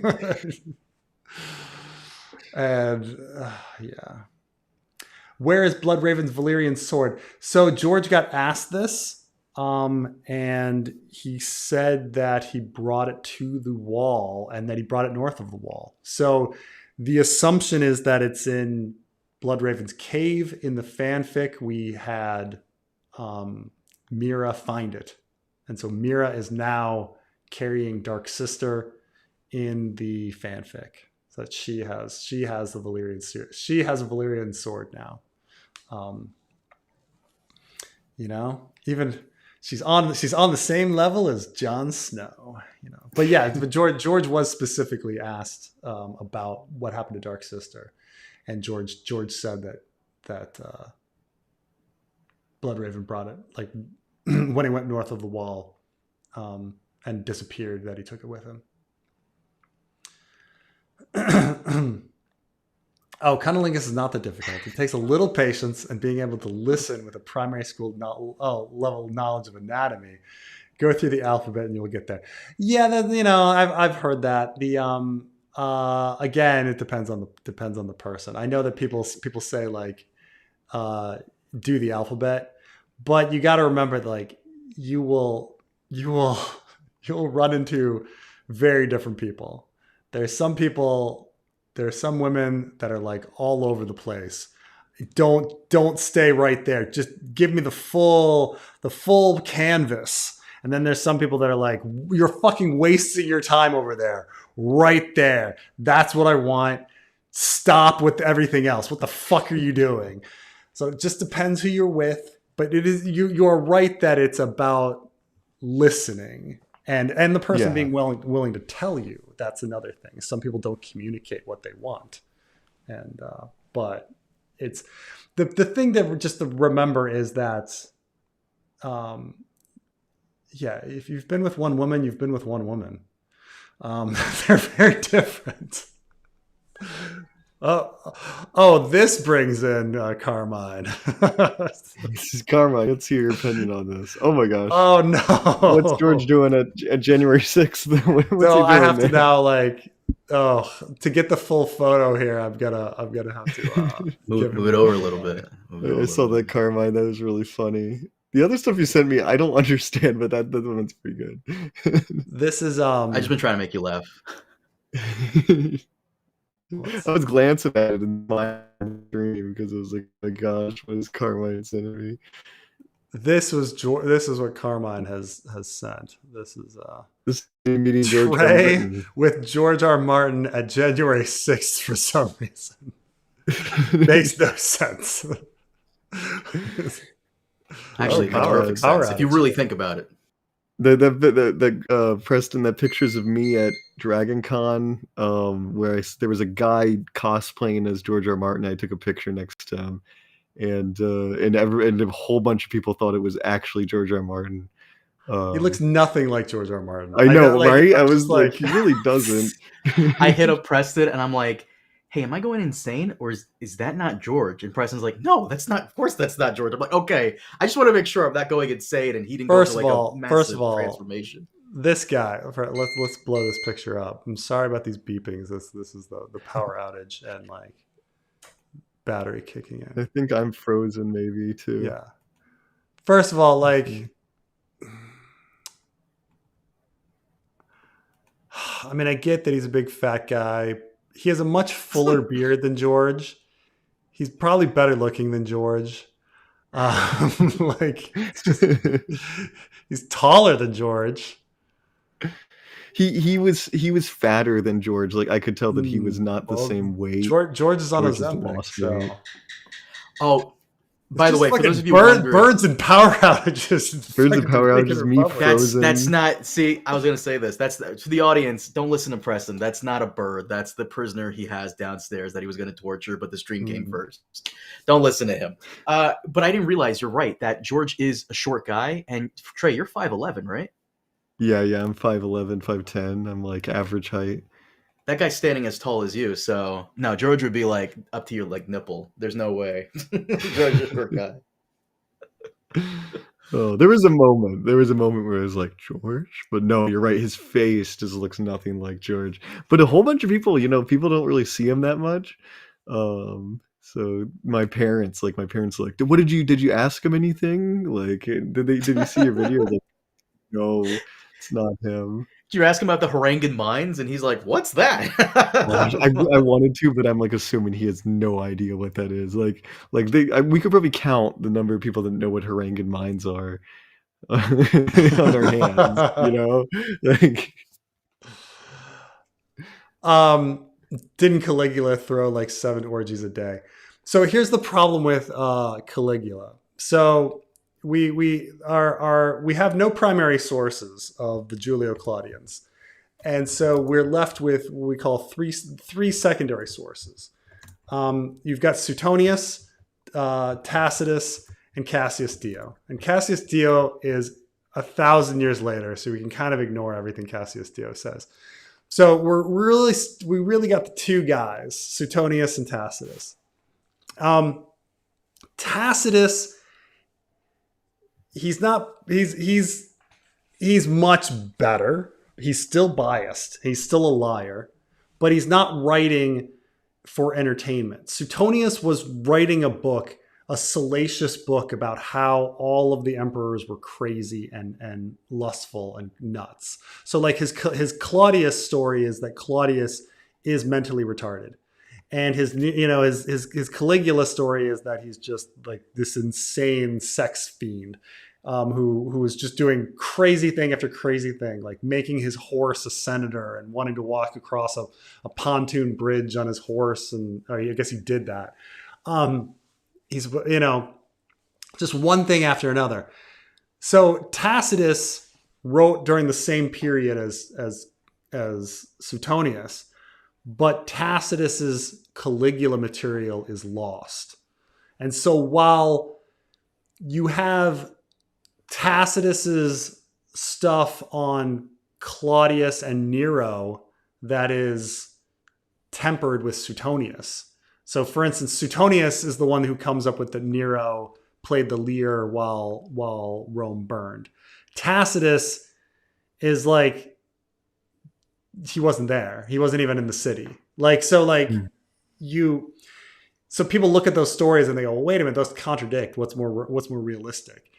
If Tacitus didn't exist, the only thing you'd have was the playing the lyre while Rome burned. So you're kind of stuck. And then it's like, so Caligula kind of has a he gets a bum deal because you don't have a Tacitus story. You only have Suetonius, who is purposely trying to be crazy. But anyway, Trey is frozen in this perfect way. Yeah, I know it's a pretty glamorous way for me to be frozen. Should I reload or is it even? No, this is perfect. I can use this for a thumbnail. Let me see what happens. My camera just gave out for some reason. I don't know why. If I do another overlay of you, what happens? No. Comes up with a frozen. Should I reload? Maybe is that it? I guess. I don't know. Let me try to reload. Okay.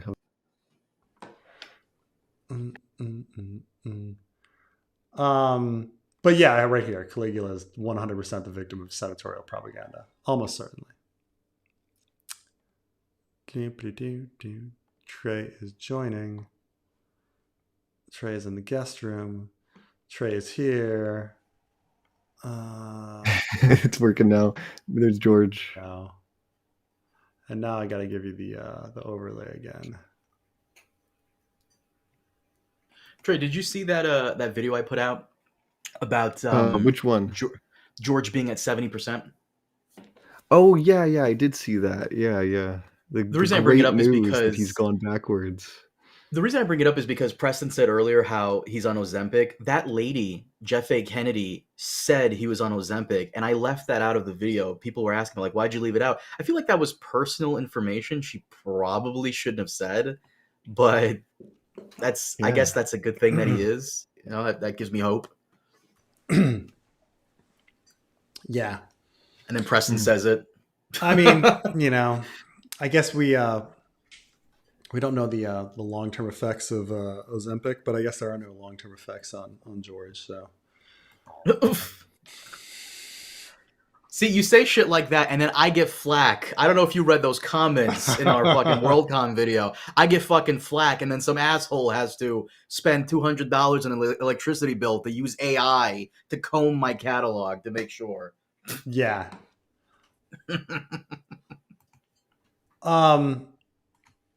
Isn't Nero more a victim of senatorial propaganda than Caligula?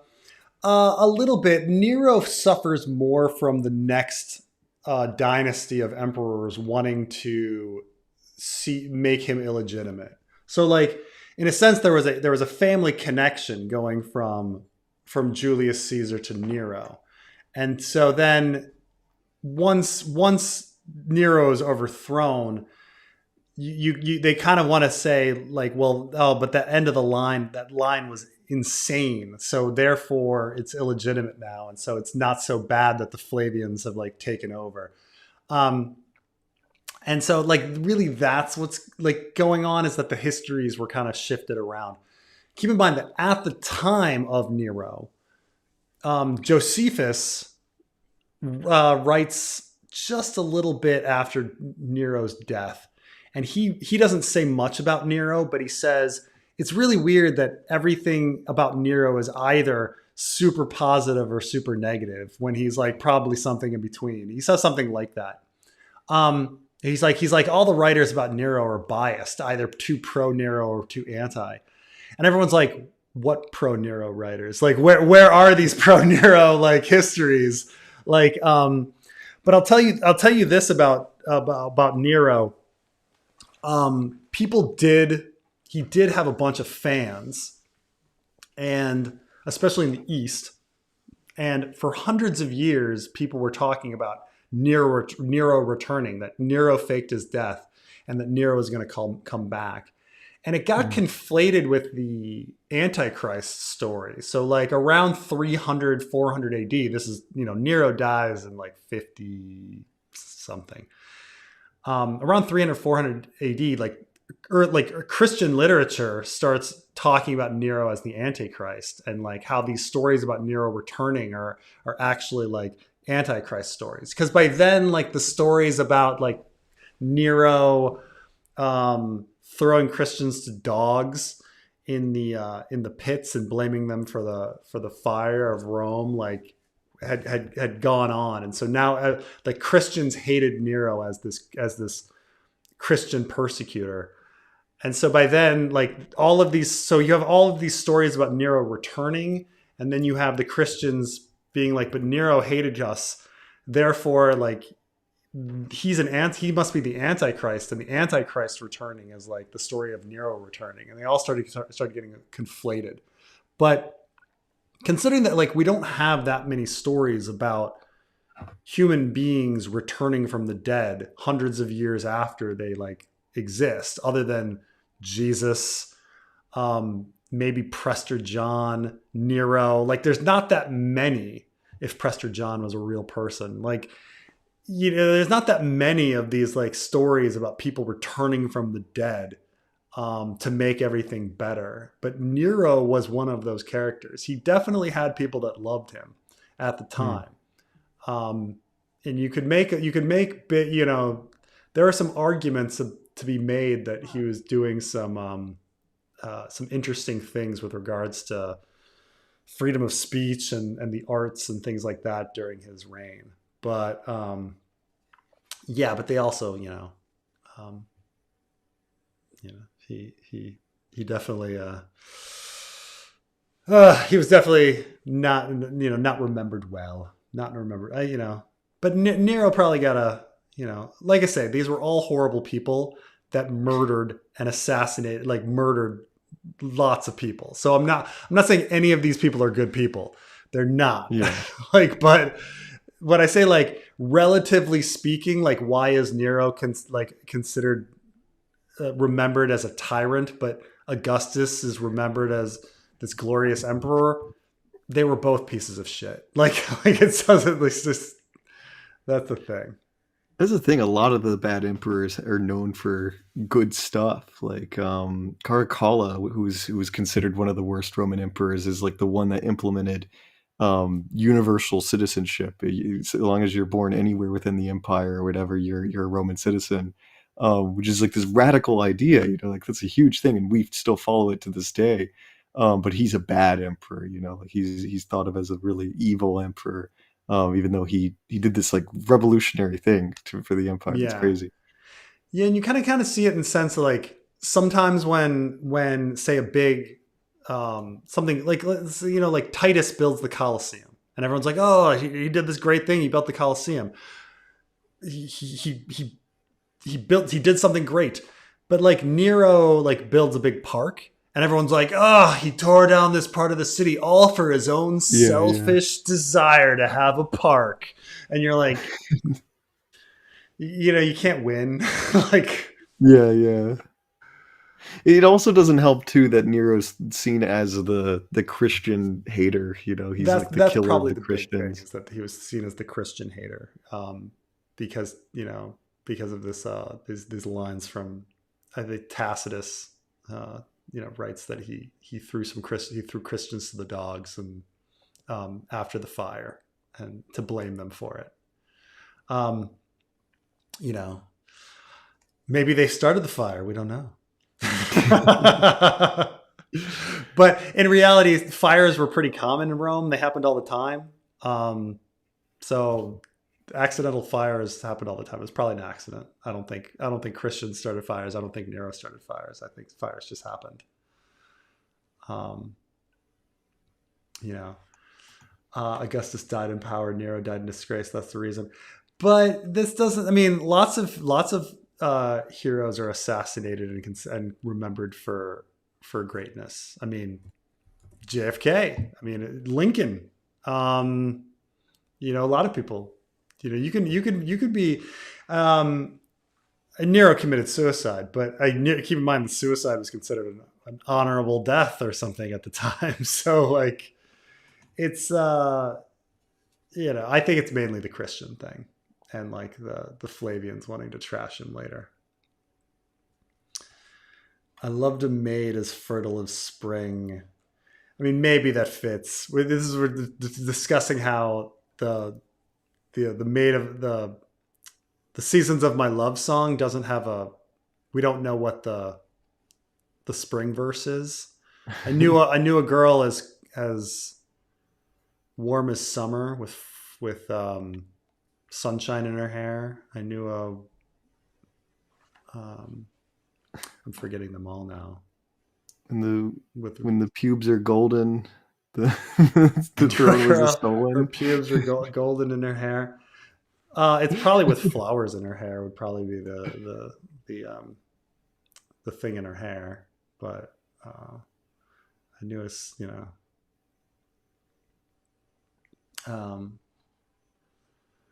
always confused me how Christians grown so fast in 50 AD. Well, that's the other probable thing is that how many Christians really one of the things that people question whether or not Nero killed any Christians, because how many Christians were in Rome in around 50 AD? Like the Gospels hadn't even been written at this point, Yeah, right? yeah. Like you find they're so you've got this word of mouth religion that's been going. Jesus supposedly dies at 33 and maybe he was born in 4 BC. So, like you've got like 25 years, 30 years of this Jesus story going around. How many people in Rome heard about this and are like part of this sect? So some people think these are like, could be like later inserts. The problem is that, Tacitus, the only reason he survives is because Christians are rewriting his stuff over and over again. I mean, Josephus has some really weird, questionable lines in his writing. I mean, keep in mind, Josephus is Jewish, a Jewish Roman guy.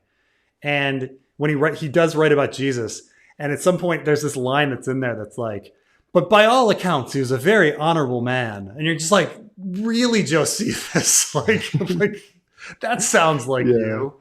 Like I've heard about this where there's segments of Josephus that were probably original, but there's other segments that are inserted in by Christian writers later. Specifically where like a lot of Christians have really used Josephus to like support the historical Jesus, and like I watched videos like documentaries like this when I was a young Christian kid where they bring up Josephus and like, see, like a guy that was roughly contemporary with him was saying that he was God's son.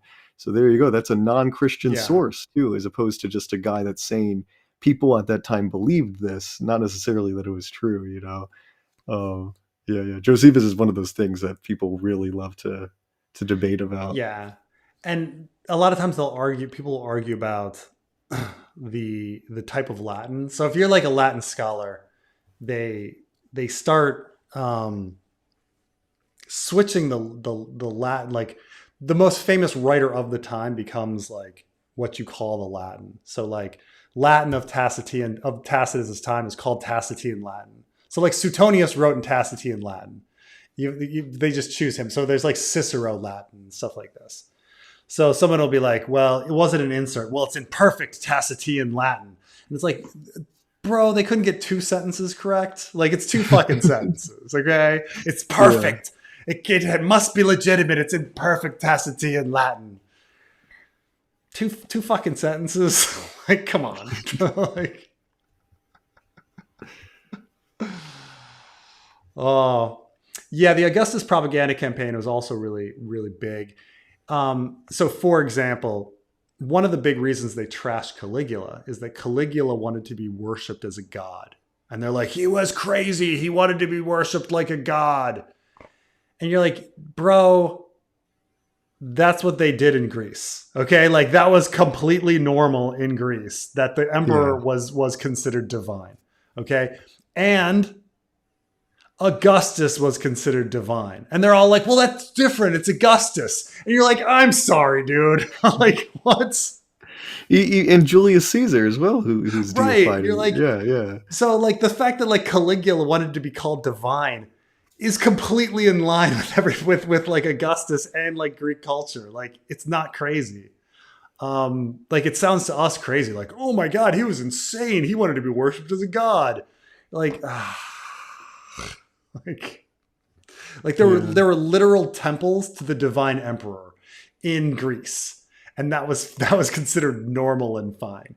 The only difference was he was saying that it's okay to build a emperor to the divine a temple to the divine emperor in Rome, and they're like, oh, that's never been done. You're like, oh jeez. I could go on defending Caligula and Nero. I'm working on a video defending the quote unquote worst Roman emperor, who was Elagabalus, like a way later one. But you're not Commodius. Not Commodius. I mind. I should. I poured into Elagabalus because Elagabalus is always at the bottom of the lists. And a lot of it is that our only source is Cassius Dio, who is at least roughly contemporaneous. Like he's alive at the same time, but he was not in Rome at the time, and he like freely admits that he's relying on rumor and like after the regime has changed. So the regime has changed, and he's only relying on rumor. And this was an emperor that only ruled for 5 years or 3 years, something, a really short rule. Who was a child for most of that, and then there's only 2 other sources after Dio that use Dio as a source, but they've made it scandalous. Like there's Historia Augusta, which is somebody has copied Dio but made it even more extravagant. Like it's very clear that they are only using Dio as a source and then adding things. Right. And that's where you get most of the really bad stuff or whatever. And it's like, I find it really wasn't bad. And then you can look at archaeology and see that the logistics of the empire are totally fine. Like we have like monuments like stele or whatever that say that like this bridge was constructed under this emperor's reign, or this thing happened, this road was built. Like everything's fine. There's nothing happening to the actual empire that's wrong. Yeah. But he's regarded as the worst Roman emperor because of just one source. It's crazy. I mean, living in a time where, like, you know, taking Trump or Obama like as examples, like in 300 years, you know, if they were to say like one of, you know, this person was a tyrant, like it does like completely remove the fact that like half the people thought he was horrible and half the people thought he was great. Like it's undeniable that as horrible, as bad as I think Trump is, and as horrible as he is, like it's undeniable that half the country thinks he's fucking great. Like it's like, oh, you know. So if I were to write like a history that's like he was a tyrant and everyone hated him, which is what they did to Nero. Like you read the histories and they're like, and everyone booed and they all hated him and we were all happy when he died.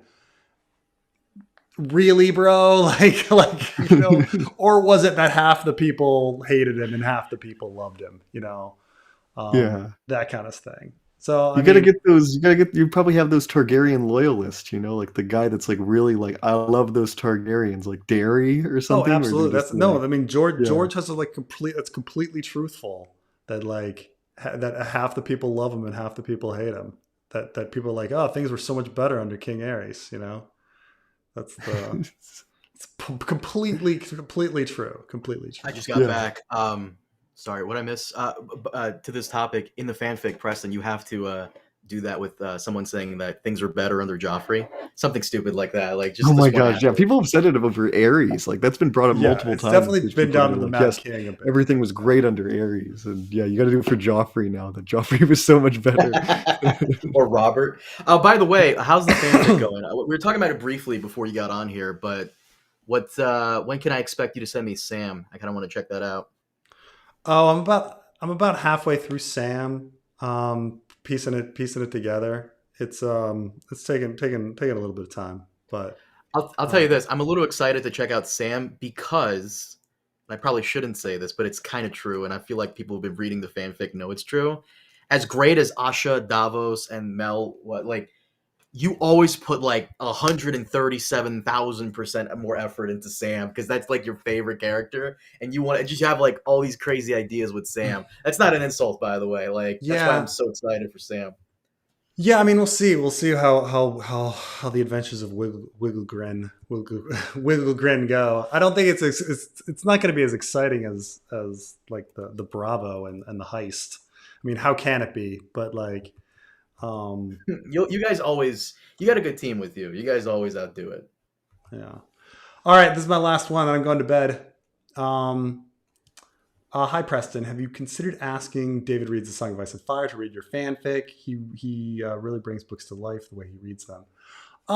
Yeah, if I haven't asked him just because like people like when I do it as well. It would be very interesting to see him do it as well. And I know that recently he asked, like, just do people have their own books that I can read, because he likes reading stuff. So yeah, it'll be fun. I haven't asked him, but it was something that did cross my mind. But it seemed weird. It's like, I understand he likes doing it, but I know how hard it is to like read and like record something. And so I always feel like I'm putting upon somebody by asking something like that. So, that's the reason I haven't. So, but yeah, no, I mean, he's great. Can't believe he's free to do it if he wants. He's on Blue Sky. Yeah. So he's free to do it anytime he wants, right? Like you don't care. Oh yeah, he is free to do it anytime. If he, I mean, like I say, it's the fanfic it's public domain. I don't own it, so it's out there. It's out there and existing. People can do whatever they want with it. So, but that's that. Yeah. All right. So last thing before I head to bed. Labor Day tomorrow. I'm assuming you're not working. Oh yeah, but the important thing is my wife isn't working and my kids are going to school, so it's date day. Hey. Better enjoy it while you can. The God Emperor wants to get rid of holidays because we're losing billions upon billions of dollars with Labor Day. Yeah, he actually said that. Is that a thing now? Oh. Yeah, he wants to get rid of Labor Day. Yeah. We were all worried that he was going to get rid of we were all worried that he was going to get rid of Juneteenth. That was the holiday that Biden created. Oh, give it a minute. I feel like he forgot about it. That would be really funny that this holiday that just got created gets uncreated. That's nuts. Oh gosh.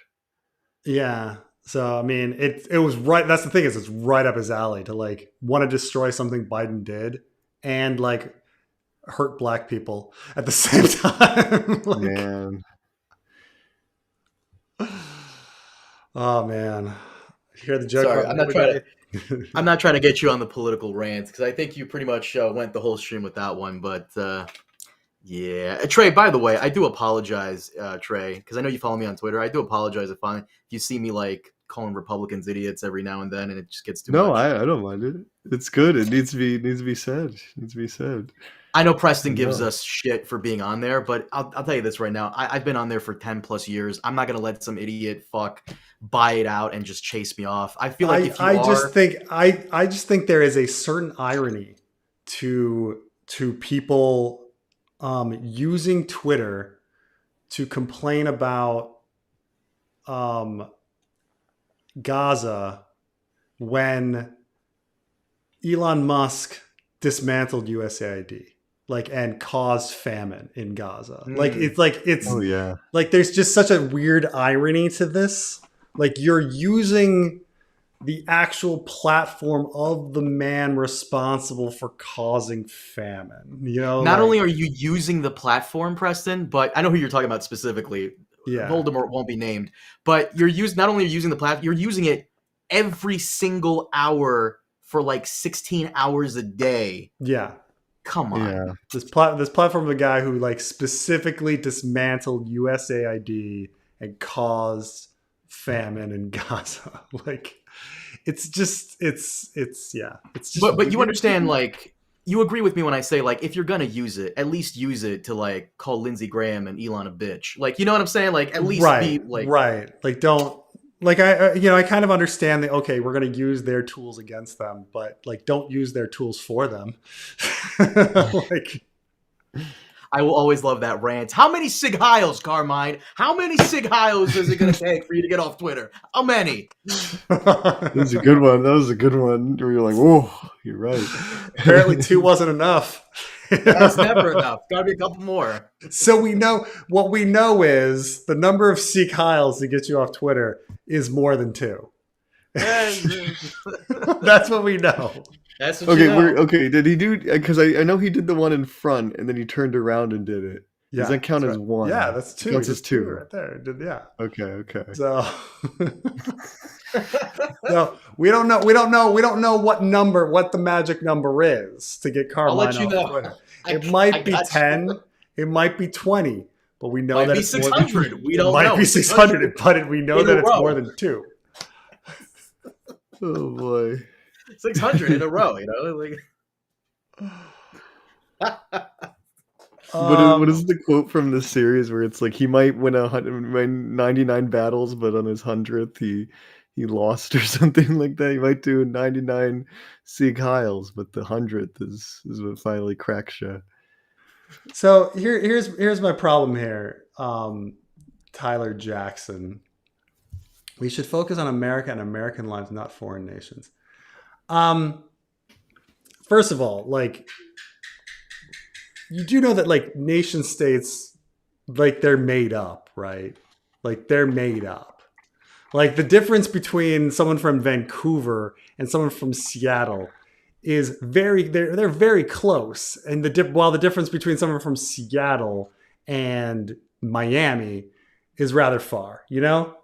So, like, what's like why, like caring about a certain citizenship is arbitrary. It's fucking arbitrary.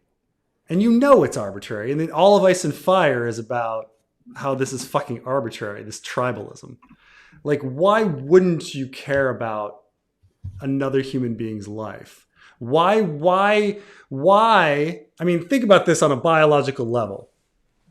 Like, if you care about you can kind of understand that you care about your family and stuff like that. You're related to them. But why would you care about stranger X, but not stranger Y? And it comes down to, like, someone has told you that nation state and citizenship is somehow this real thing. And these lines that we've drawn, like these specific lines, are how you should focus your morality. Like, someone has convinced you that their drawing of lines is your morality. Like, keep in mind, you didn't draw those lines. Somebody else drew those lines. Someone else drew that line between Seattle and Vancouver, where you're now saying, fuck people from Vancouver. They're on the other side of that line. But Dallas, Texas, fine. Oh, you're on the right side of the line. Completely arbitrary. So someone else's line drawing has greatly informed your morality on who you care about and who you value. Like, that's how pathetic that is, man. Like, people are people. Like, at some point, everybody has their little excuses on why certain people should have more resources than others. You know, this is the story of history, right? I mean, you can go back and read these ancient histories, and it's like, the Romans are all arguing about Jewish rights and Greek rights and all of these things. How many rights should a man have? Like, who gets to decide that? You know? And the story of America, like, oh, who gets to vote? Well, landowning men. Well, okay, well, let's expand that. Okay, well, not just landowning men. How about all men? Okay, well, let's expand that. Well, I mean, what we meant by was landowning white men. Now it's just white men. Okay, men. Okay, women too, people. So the story is that, like, there was always a reason on why people shouldn't have a number of rights. What's the excuse today? Like, random borders and nation states. I'm sorry, you get to starve because somebody drew a line and someone dictated my morality to me that I shouldn't care about you because you're on the other side of that line. Like, it's fucked up, man. Like, this is the excuse. This is the convenient excuse to let people sleep at night. You know, like, oh, why should I? You know, that person, those thousands of people are starving. Those children over there, millions of children. Like, keep in mind, half the population of Gaza is under 15. So you're talking 1 million children, you know, being subject to famine. Oh, we shouldn't care about them because they're a foreign nation state. They have different citizenship. I hope that makes you sleep better at night. Like, hope that makes you sleep better at night. What's even more infuriating about what you're saying, Preston, I hate to cut you off here. What's even more infuriating is that you're arguing for, like, helping the people of Gaza, but they're still going to say you're bad because, you know, you vote for genocide because you supported Kamala. Like, that's so infuriating. Like, Kamala would have cut off USA. Come on, really? It's just, well, it's and is infuriating. guy saying that, like, is he full isolationist? Like, America should have no involvement in anything outside of our own country? Right. Like, We like trade with other countries, and what are you like the talking benefit, about? and like when other countries do well, we do well. Like when Yeah, there's wars in other places, it comes back to us. Like it all right. affects each other.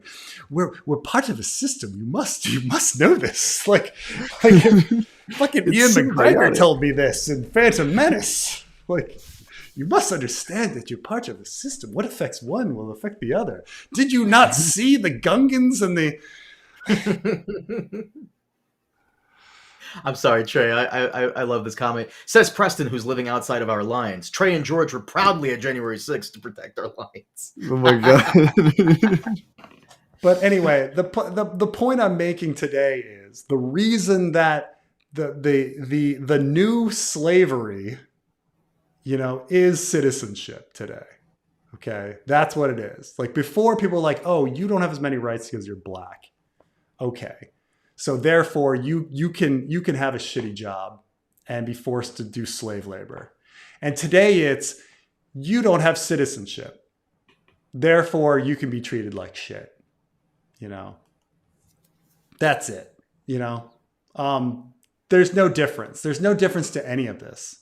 It's the fucking stories we tell each other to justify unequal treatment and the misery of others. Like the to justify that it's okay that others have misery. Well, they're not white. They're not landowning. They're not men. They're not citizens. They're not Americans. So anyway, good way to end the stream. I'm sorry for bringing it up. Preston, would you be down to, because me and Trey briefly spoke about this. I might put it out, Trey. I'm sorry, man. Like I cut out that rant. I need to insert that rant we did. I'm talking about the video about if George owes us anything. That rant I had. Yeah, I do remember that. Mm-hmm. Preston, towards the end of that video, which I might put it out, we're going to talk about Blood Moon, the Blood Moon pictures that came out. Yeah. Those Blood Moon pictures look pretty good. With Denise Go from Andor. You know what I'm talking about, right, Trey? Yeah. So I'm down to do that if you want on your eCam, Preston, later this week if you want, or we can do Berserk and the Boys, whatever you're down for. I know you've been kind of busy. Yeah.